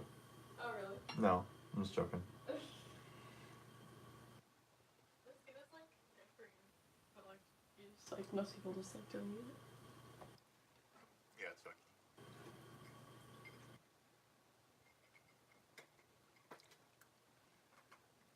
Your face is good for me. Hey. That's right.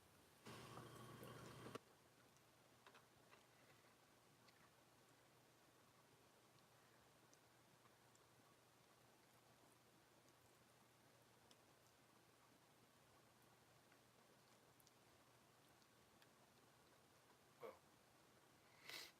You know what they should make? They should make sweet potato fries. Now that'd be good.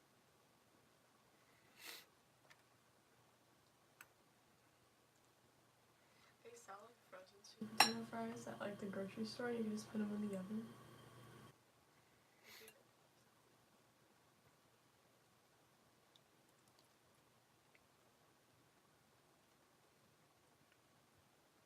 I'm gonna put you in the oven. You just can't say anything anymore. I know. I'll just reverse it back onto you.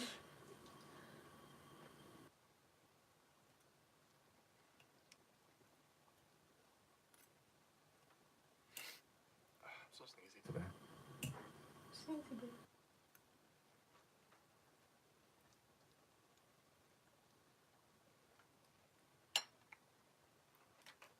I'm going for 2 hours and 10 minutes. Sweet.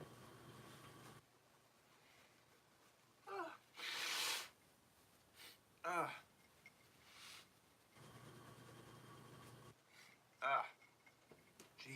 babe.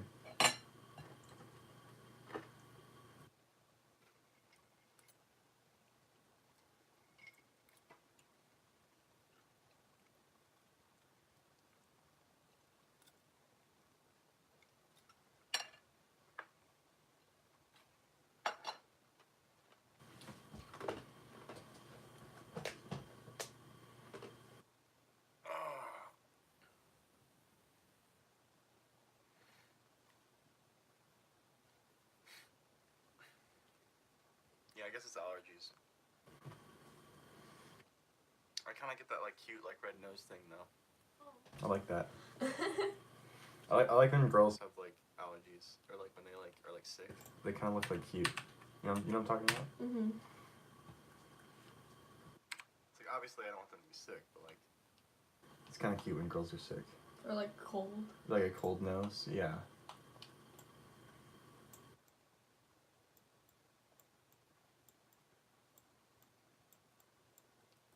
It's one of my many kinks.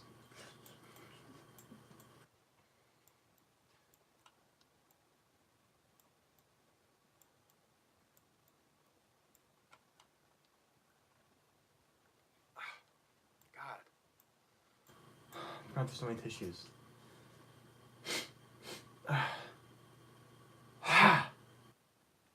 Starting to get pissed. Don't bring my tissue box. Yeah, we could.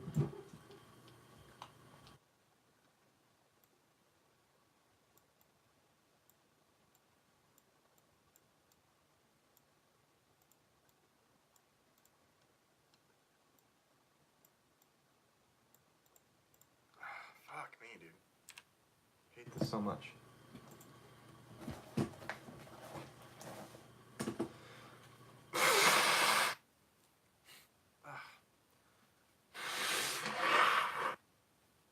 I could be dying from gout, so it's not that bad, but.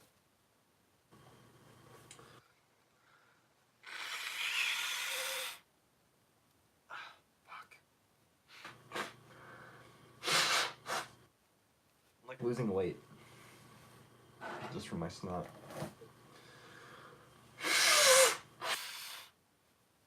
Fuck you. Right.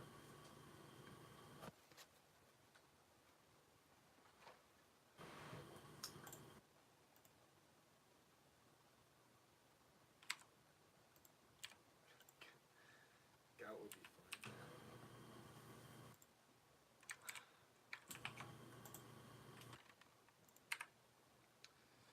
I've been.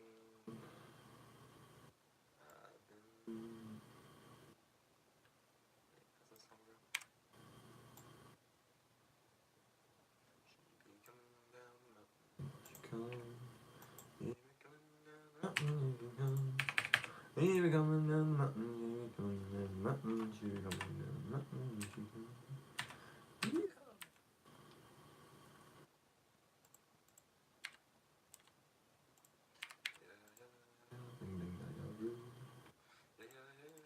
Bing bing ya ya roo. Ya ya ya ya ya bing bing ya ya bing bing ya ya roo ya ya bing bing bing bing bing roo roo.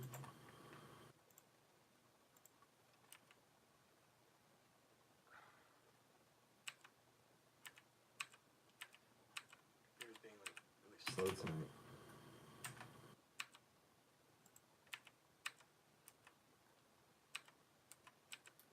Stop and stare. Yum yum yum yum yum yum.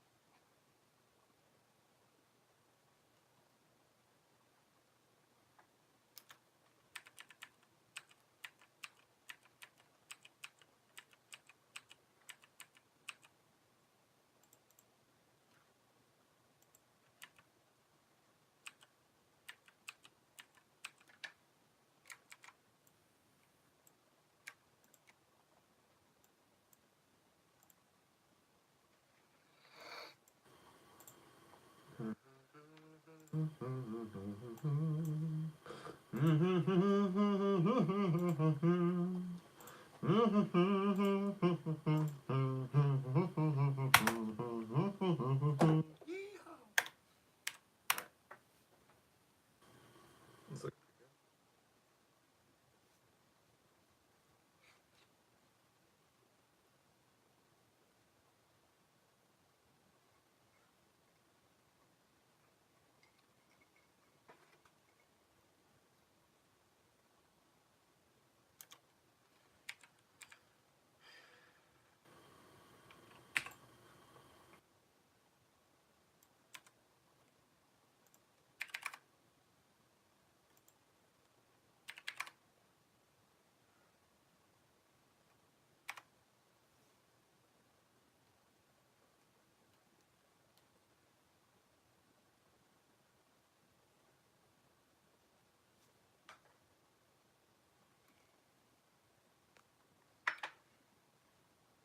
should get more in the frame, dude. Scooch over a bit to the right. Yeah. Yeah. There you go. I want to see your hair. Everybody else wants to see it too. Those are the lyrics. Forrest, tell us that she's a noob. Or no, she's a goob. You're a goob, babe. I'm a goob. Why did you stop the Christmas spectaculars? Because I did 3 of them and I was like, you know, I feel like that's enough for a while. They were just taking a long time to make. Like the last one I think I worked on for like 4 or 5 months. So then I was like, why am I working on like a Christmas special for like in July, you know? Like, wasn't feeling the Christmas spirit in July.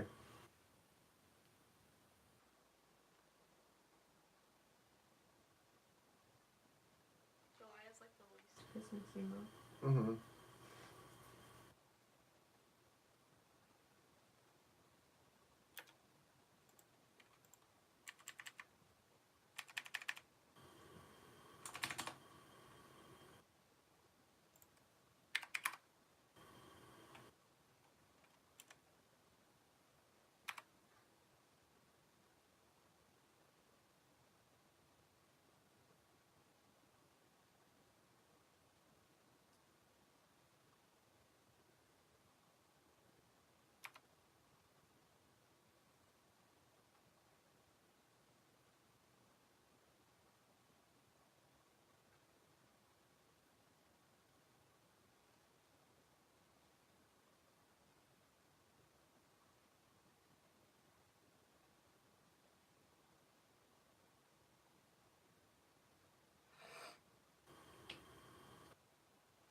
What am I up to now?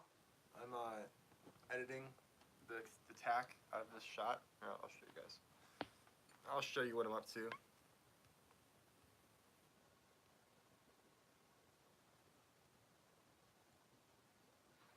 So you can see I removed the tack from the first few frames and added artificial drop shadow there. Then edited out of these 2 frames, added a fake drop shadow in combination with the real shadow, kind of blended them together a little bit. I still have to edit out all that tack, and then there's a little bit of tack here. That shouldn't take me too much longer, and then I just have to go in and add the all the other effects, like the actual green screen.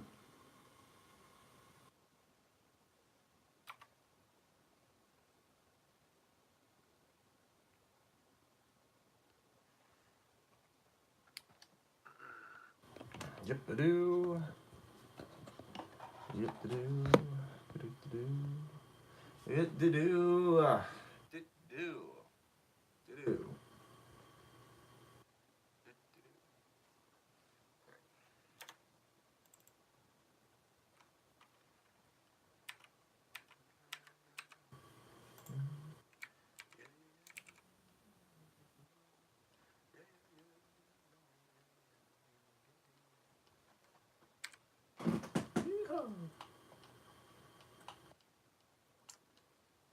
What can we watch? I guess we can keep listening to the Weekly Planet. I don't think I finished last week's podcast. Do you have anything you want to watch, honey? I don't think so. Mr. Atheist. All right. Yeah. Let's see that.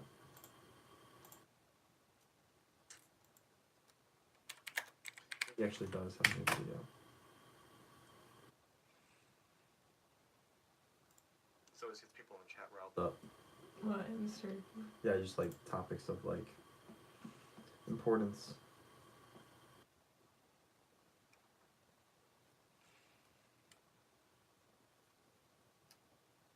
I think there's a lot we missed.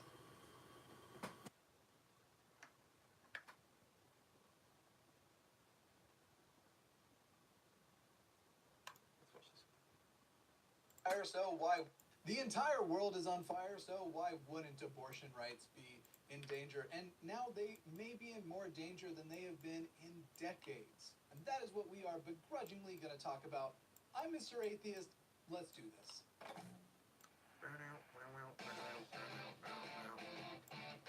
For nearly daily atheist content, make sure you hit that subscribe button and ring the bell, because maybe YouTube will send you notifications, but I can't promise it. But would you try for me? Today's episode is brought to you by my podcast, Modern Day Atheism. That's right, I'm changing the game and sponsoring myself. Links to that can be found below, including the new episode of myself and Brenda from God is Great taking on Paul and Morgan, and their video on why you shouldn't use birth control, which I think is fitting for today's topic, because today's topic is abortion. Now, before somebody says, oh, wait a second, those aren't the same thing, even an extremely pro-choice individual like myself, I do not want to see abortion as a primary method of birth control. That should go without saying. However, there are individuals who push that narrative. I do want to say here too, I've already established to you that I am pro-choice, but while this channel is Mr. Atheist, and for some reason people think that means we're only going to talk about the most basic atheist position all the time, atheism and abortion are technically separate issues, and there are definitely people who are pro-choice atheists, and there are anti-abortion atheists as well. That being said, it is currently the law that you should be able to seek an abortion if you choose, and also that the government should not be putting any undue burdens in the way. I'm not going to be speaking about the merits of abortion and whether or not you should support it. I'm going to be talking about this specific danger. There is ongoing conflict right now that is building, really trying to head toward a Supreme Court battle if it can. And this conflict has gravely intensified ever since Justice Kavanaugh joined the Supreme Court. There are presently many religious and right-wing people who believe that the current makeup of the court could overturn Roe v. Wade given the opportunity. Not just could, but in fact would overturn Roe v. Wade. And since the addition of Justice Kavanaugh, we've seen around 250 new state bills trying to restrict access to abortion. 30 states have bills right now that either outright ban abortion after 6 weeks or try to prohibit the specific procedure that is usually used for a second-term abortion when it is no longer as viable to use an induced miscarriage via medication. But right now, the conflict is mounting mostly in 3 states: Ohio, Alabama, and Georgia. It is important that you know the details and the different ways these states are trying to get around abortion precedent so that we can rehash this. Let's start with Ohio. In Ohio, the Republicans are trying to pass a law that doesn't actually go after the individuals seeking abortions, but instead goes after insurance companies. They would prevent insurance companies from covering abortion costs unless the mother's life was at stake. Also restricted by this bill would be medications, drugs, and devices that prevent a fertilized egg from attaching to the uterus wall, which means this actually goes beyond just abortion, or it tries to equivocate abortion with certain types of birth control.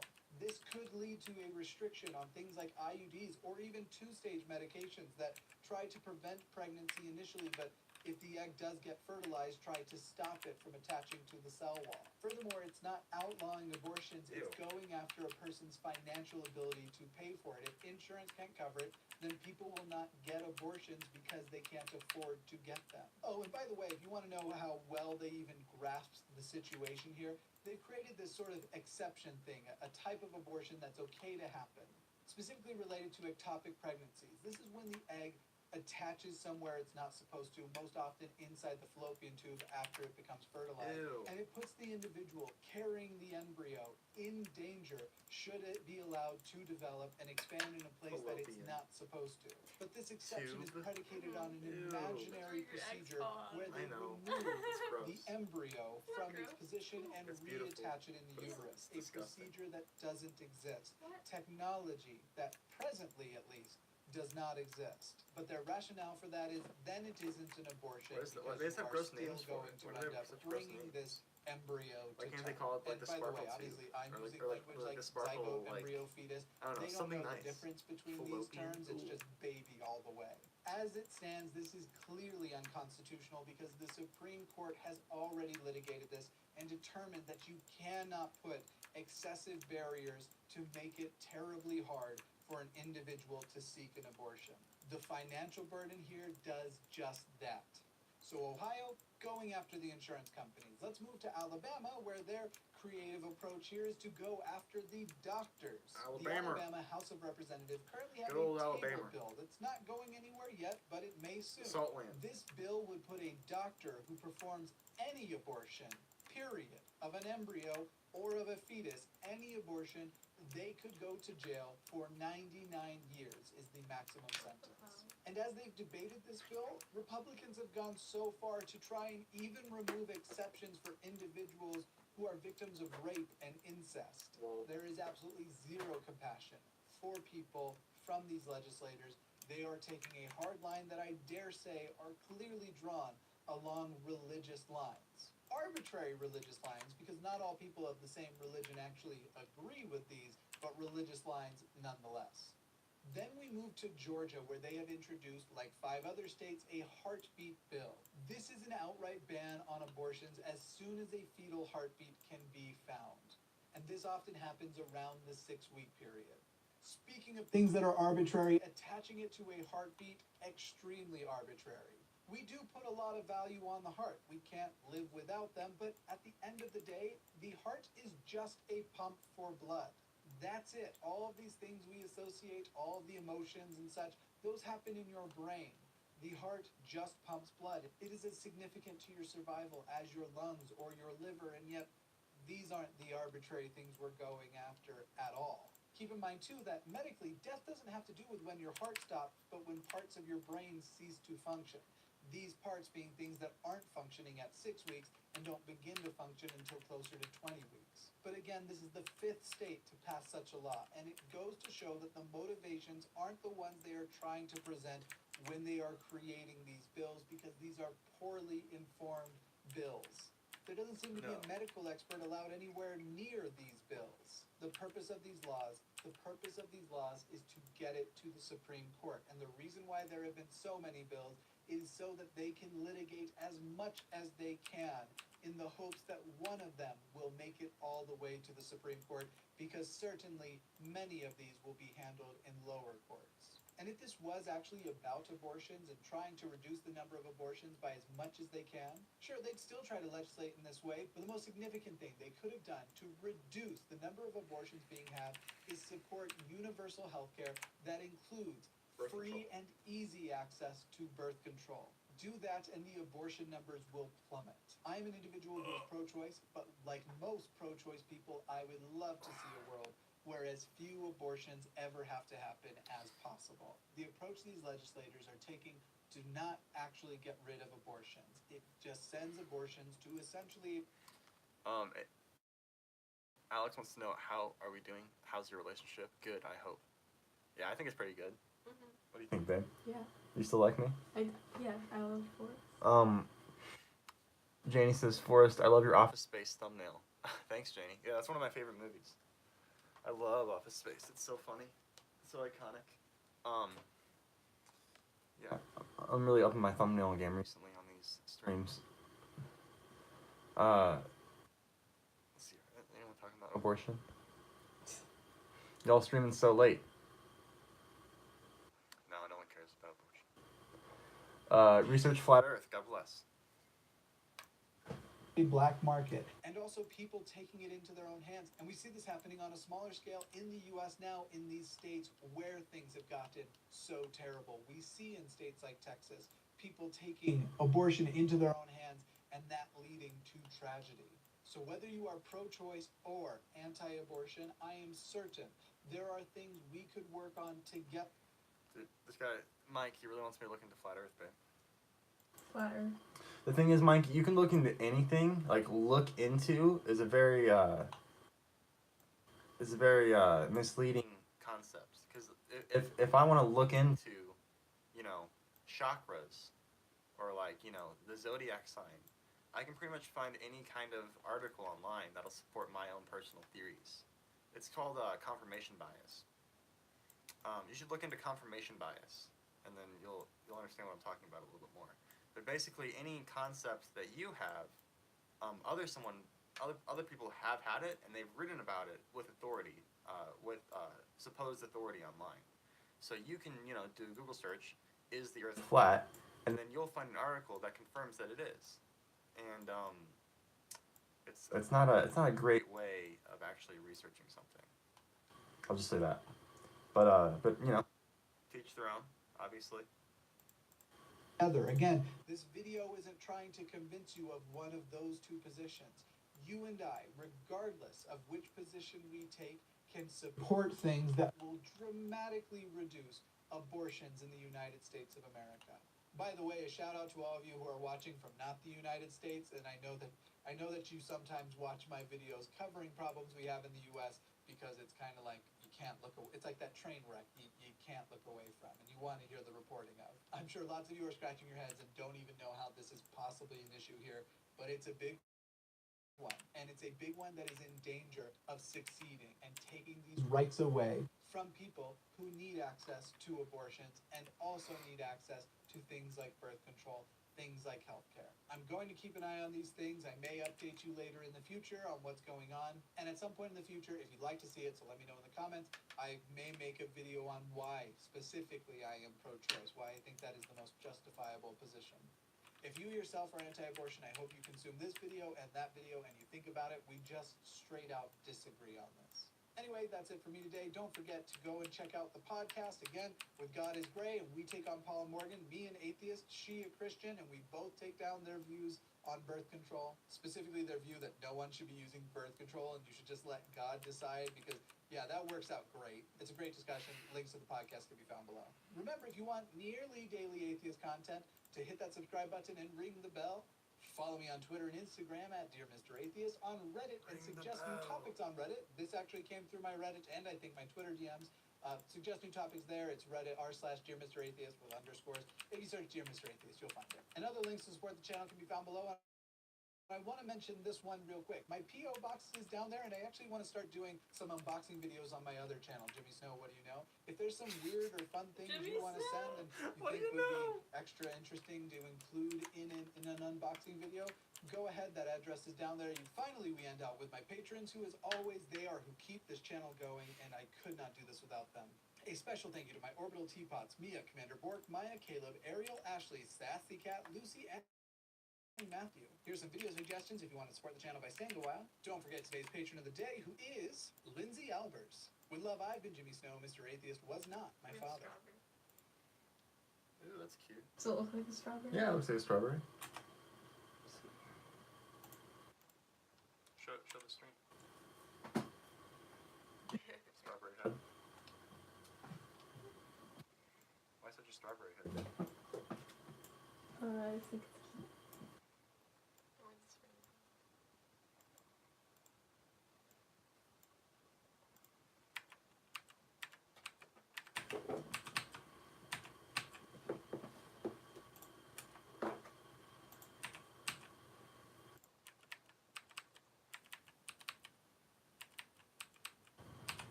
No. Are you?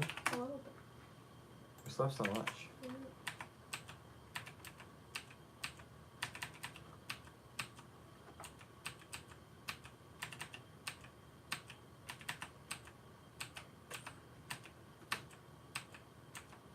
Sweet, almost done with the tack removal here. Looking good so far.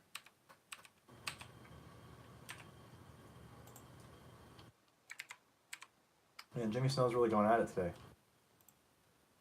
Yeah. How's his subscriber count going? 177. I thought, wasn't he at 200K? Or maybe he wasn't. I guess maybe I just imagined that. We did it. We won yesterday. I wearing? showed you a video. Why is he always wearing like 5 layers? Violence He's being inside. called for toward members of He's the kinda LGBTQA+ community, and those Insecure. videos are now I don't know. down. I And thought this when is a I- when I victory. So feel everyone's insecure, happy I about really it, call it a club. right? Like unnecessarily. I mean, it's just like, it's always weird to me when vloggers wear like lots of layers like while they're indoors, like as if they can't like pay their like cooling or something. Or He just thinks it's like they're heating. fashionable, maybe. Yeah, I guess yeah. It does look good, but it's just like weird because he's like clearly like at his house.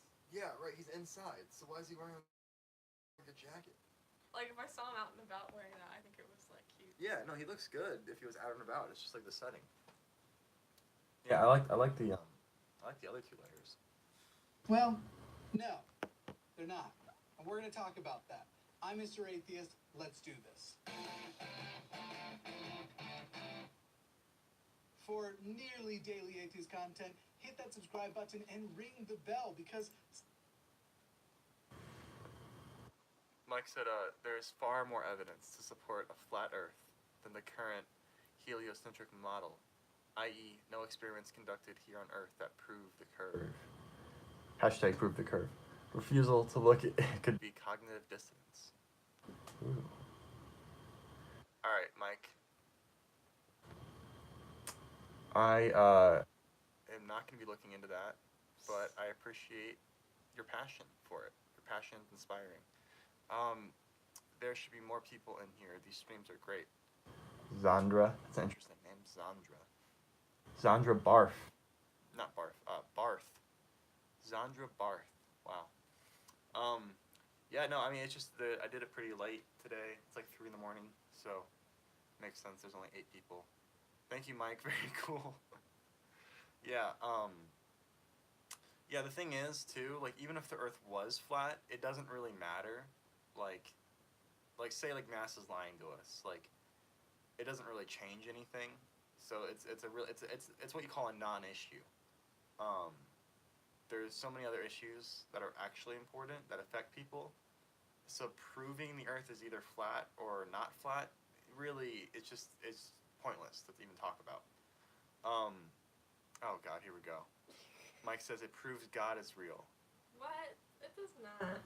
Mike. How does it prove God is real? Mike's just getting he's fucking with us, dude. He's trolling us. He's just trying to get attention, and it's working. Well, I hate that it's working. and like, yeah. I was about to like start. No, I mean, I think that'd be cool if the Earth is flat. That'd be neat. Unfortunately, it's a circle. It's a what we call a sphere. But yeah, no, that would be neat if there was just giant ice walls and there's like a big. Wow, that'd be cool. Zandra Barth is his grandma's name. She hardly uses this computer. My real name's actually Bodhi Dialina. That's still a cool name. Nice. Sphere. Sphere. That's the correct pronunciation of sphere is actually sphere. Get it right. sometimes when you ring the bell, YouTube sends notifications.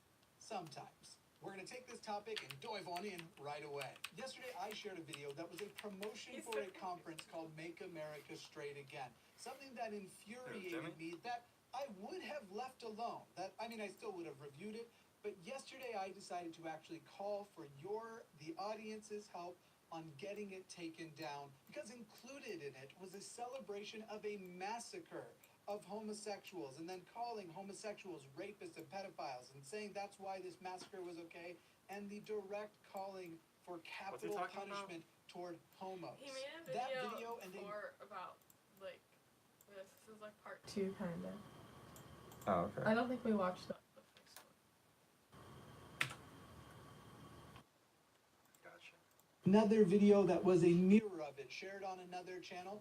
Both of those have been taken down for hate speech. The channels are still up, and I assure you, it is still part of my goal to get the entire channels taken down, because I believe that once you cross that line, we are talking about people who have actually waived any right to the YouTube platform. But at the very least, getting these videos down is an incredible victory. Now, mirrors are going up. I've already seen a couple go up and a couple come down. Going forward, as people bring that to my attention, I'm going to share those links out on Twitter. So if you don't already follow me on Twitter and you would like to be a part of making sure that their effort fails to try and keep uploading this in different places, then please go ahead, follow on Twitter. The fact that they are now uploading it to new places is actually part of the reason and part of my defense in why we need to go for their actual platform itself, their actual channel. And trust me, we're going to talk about the drama that this has resulted in here momentarily, but I do want to say that going after the platforms, I do think will make it less likely that other channels are willing to upload it too. If you take down the channels associated with, again, we are talking about full-on hate speech and calls to violence. These are the kinds of videos that included both dog whistles and directly violent language. These are the kinds of things that inspire people to do and say, but more importantly, perform violent acts toward, in this case, the LGBTQA+ community. Now, on to the drama, I guess you could call it, if you will. I have been getting messages, I have been getting emails, I have been getting comments on the original video, and the gist of many of these messages is that censorship is never okay, and that deplatforming is never okay. And I am going to tell you why I disagree. But first, let me say, if you have watched my channel, and there are a ton of videos on my channel, I have never before now called on YouTube to delete a video or a channel. I also take censorship very seriously. But that doesn't mean I don't believe it is never appropriate. Now, some of these things range from there's no such thing as hate speech. I don't know how you can even make that argument. Obviously, there is. More specifically, it does absolutely exist as an actual legal term. And then we could talk about what that term should include and what it shouldn't, but it definitely is something that exists. And so for those who are angry at me or just in general disagree on what I did, I'm going to defend that choice. I'm going to start doing that by answering this question, which came up a lot, which is, when do I think it is appropriate to censor or deplatform someone?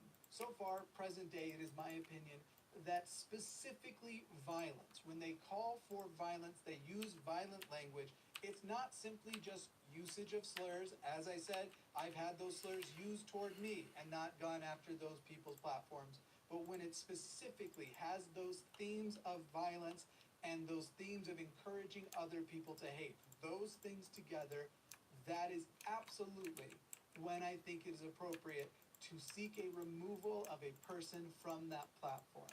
I have so far only gone after their videos on YouTube. I have not made the case they should be in prison. I have not suggested any kind of legal battle. I don't know if anything like that, if there are grounds to do anything like that. What I did call for was the enforcement of a company's, a private entity, a company's, not the country. I called for the enforcement of their terms of service. And those are the grounds upon which these videos have been blocked and removed so far. Keep in mind, legally, you can't incite violence. Now, I am positive if that case was brought to them, they would try to hide behind some nuance in their words and how the capital punishment was called for homos when Jesus comes back, and the other person was just saying, no, I wasn't sad the nightclub people died. You can't hold me accountable for what I didn't feel. That's not actually a legal battle. I suspect would be one anyway. I genuinely have no idea, though I have zero expertise in law. But those are the legal classifications in which you can, as a citizen, be censored. This concept of free speech being unlimited is not true, and there are other times that we step in between a citizen and free speech. For example, if they are encouraging and recruiting on behalf of terrorists. You can't yell fire in a crowded theater, and you can't incite violence. These are the rules of the land we live in. These are not the rules of the YouTube we live on. Now, if you disagree with those rules for YouTube, fine. There are things I've seen YouTube in the past that I think are ridiculous. And the YouTube terms of service, they're rough. They're strict. That video I posted yesterday, it is an LGBTQA+ advocacy video trying to defend those people like myself, trying to make sure they are safe, trying to make sure they're allowed to pursue happiness, and that some nut isn't going to watch those videos and see these people seeming thankful for violence toward homosexuals and thinks this is how I will glorify myself to these people and to my God. But that video's demonetized. An advocacy video, a video trying to help and defend marginalized people, it is demonetized because at present, YouTube's rules about talking about things like gay people, queer people, if you use these specific words and tags, they almost always get demonetized. Sometimes after I send them for review, monetization comes back. This time it didn't. It said this video is inappropriate for many audiences and therefore shouldn't have advertisements attached to it. And in all honesty, I don't mind. I think those rules are messed up. But what I'm trying to bring up here is that these terms of service do restrict and treat different speech different ways. But at the end of the day, the YouTube terms of service that every YouTuber, including myself, has to live by were absolutely violated.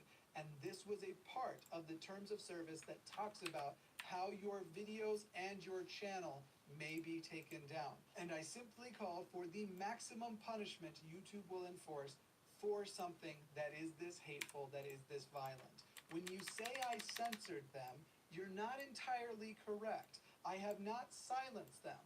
I have not taken down their platforms, their websites. I have simply asked for the enforcement of terms of services. Because the right to free speech is not the right to a platform. You can go and publicly protest, and there are certain public platforms you can go and speak your hatred. I'm certain you're aware that Westboro Baptist Church has figured that out. But it is not a right to a platform. And at the end of the day, while again, I still think there are flaws and there are things that need to improve, I am on this platform because I agree generally with their terms of service, and I am encouraged to see that they were enforced this way. If those terms of service changed and allowed calling for violence toward homosexuals, allowed violent bigotry, allowed things like terrorism, you're still going to have a number of channels drop off. It would just be the advocacy channels like mine. YouTube has decided whose voices they want to amplify, and it is a broad spectrum. I am on the same platform as Logan Paul, and I do believe Logan Paul should continue to be allowed on this platform.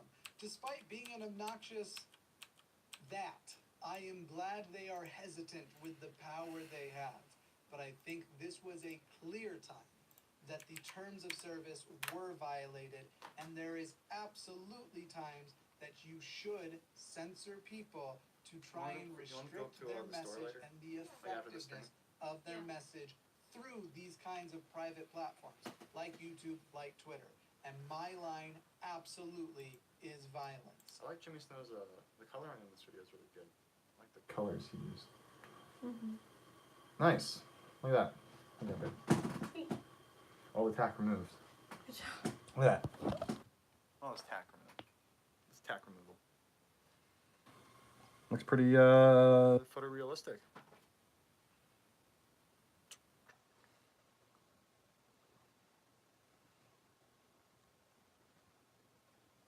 Yeah, I like how that turned out.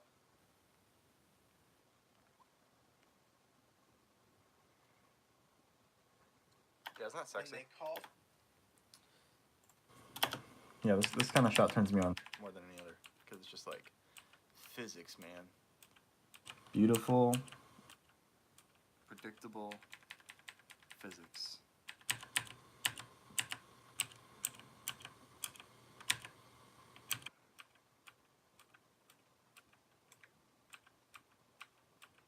Yeah, pretty flawless. You can kind of tell it's a fake shadow, but I think it looks pretty good overall.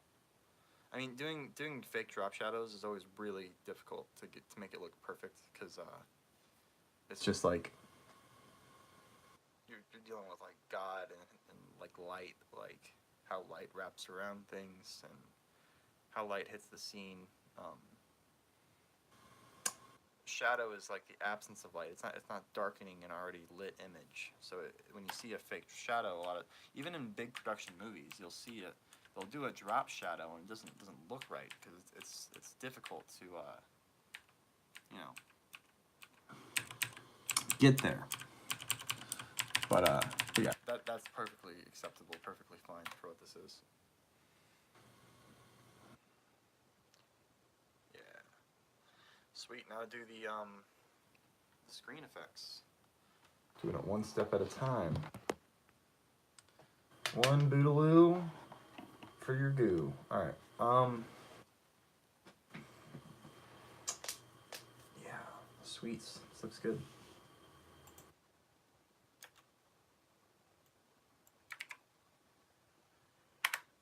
How many minutes have we been going? 170. So what is that?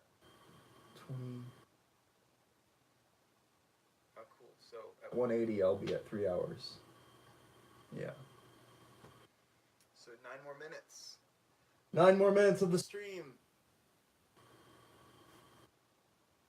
Oh! Sweets.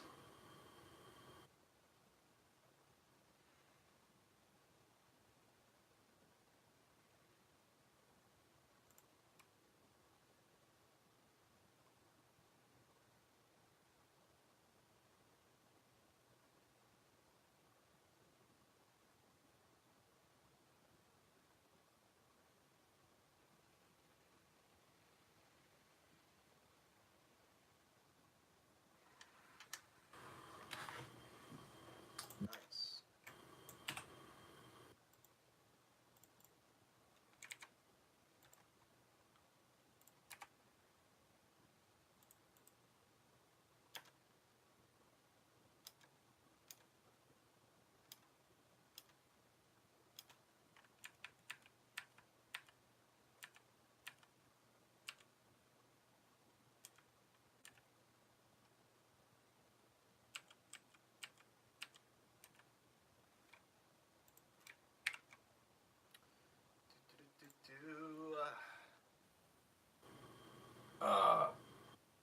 How many more shots are there?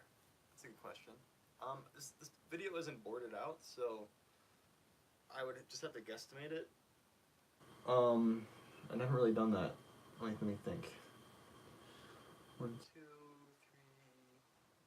3, 4, 5,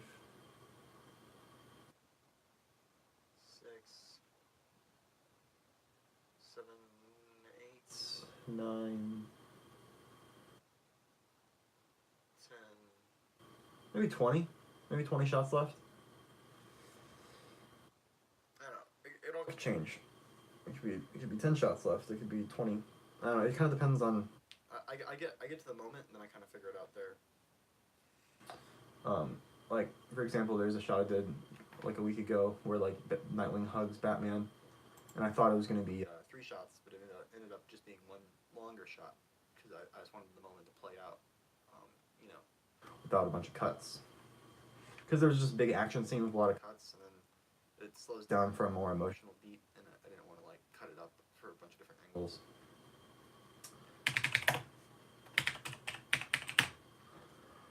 Let's see.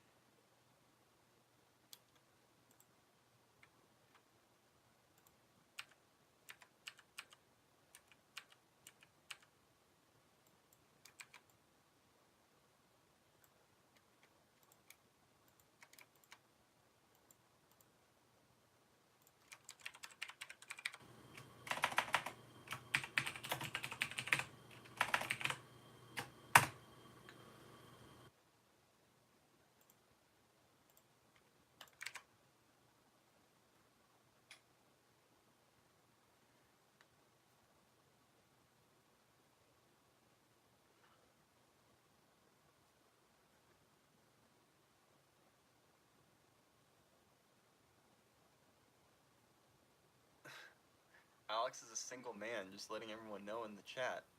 What are you talking about, Alex? I thought you were thought you were in a relationship.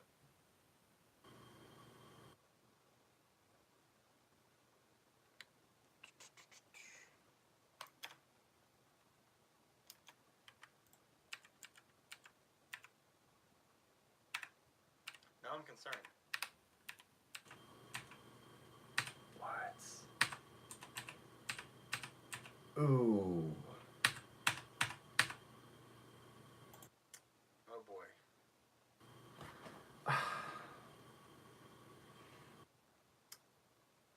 Man, I don't know, like, I'm sorry to hear that, but, you ended it? Yeah, I'm sorry to hear that, because she seemed nice, but at the same time, when you were here, you didn't seem very happy about it, like, you seemed like, you know, like it wasn't working out, yeah. You guys just had kind of different, seemed like philosophies and different life paths, and just not being able to be together is a huge part of it. I mean, not being able to see her for so long, and then when you did see her, you know, her not being able to do any, you know, PDA, like, that's fucked up. That's harsh, dude. The army can be a really rigid, tough place like that. And, you know, you're an artist, you know, you need affection, you need love. I mean, everybody does, but yeah.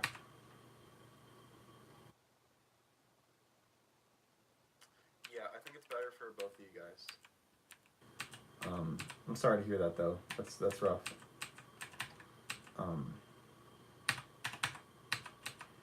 Yeah,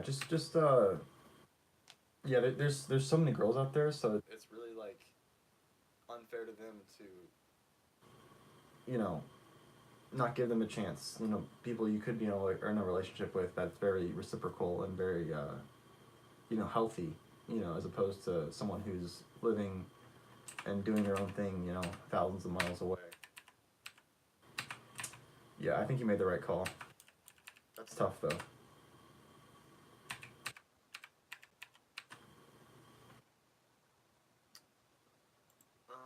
It's responsible. So it makes sense. I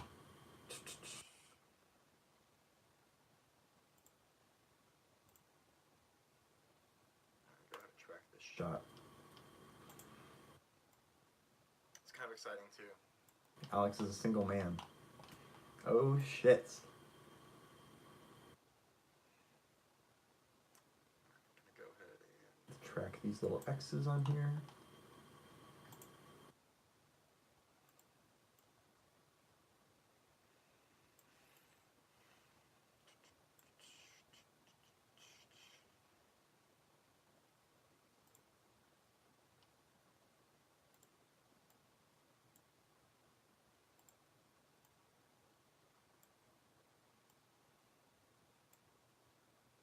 Yeah, and Alex, you're the kind of guy who's not going to have any kind of problems finding, you know, dates or other women.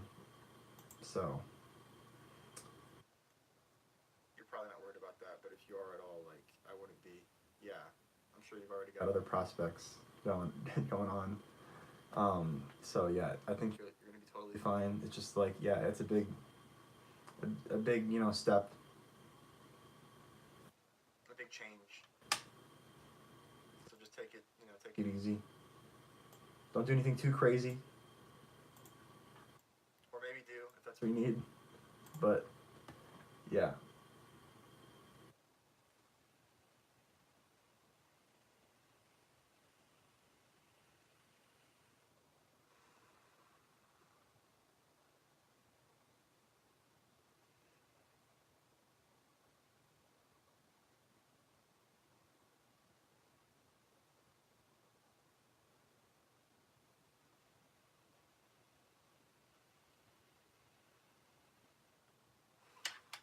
All right, and that's our stream for tonight.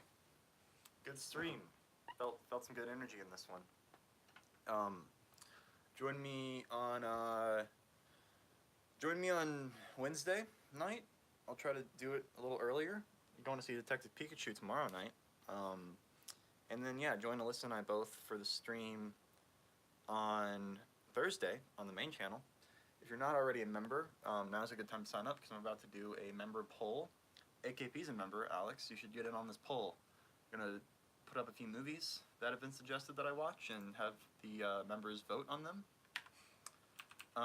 Which one I should watch for Alyssa and my's movie watching stream for members only. And yeah, also got an exclusive live Q&A live stream for the members. There's only like 11 members, so I'll be surprised if anybody if there's hardly anybody in there, you know.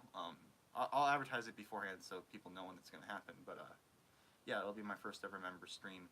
Actually, I think it's been more than 4 weeks since I started this membership thing, so I really need to get on this to satisfy the goals of the membership. But yeah, so now's a good time to become a member if you're not already. Yeah, that's on the main channel. I'll see you guys on Wednesday. Thanks for tuning in. Appreciate it.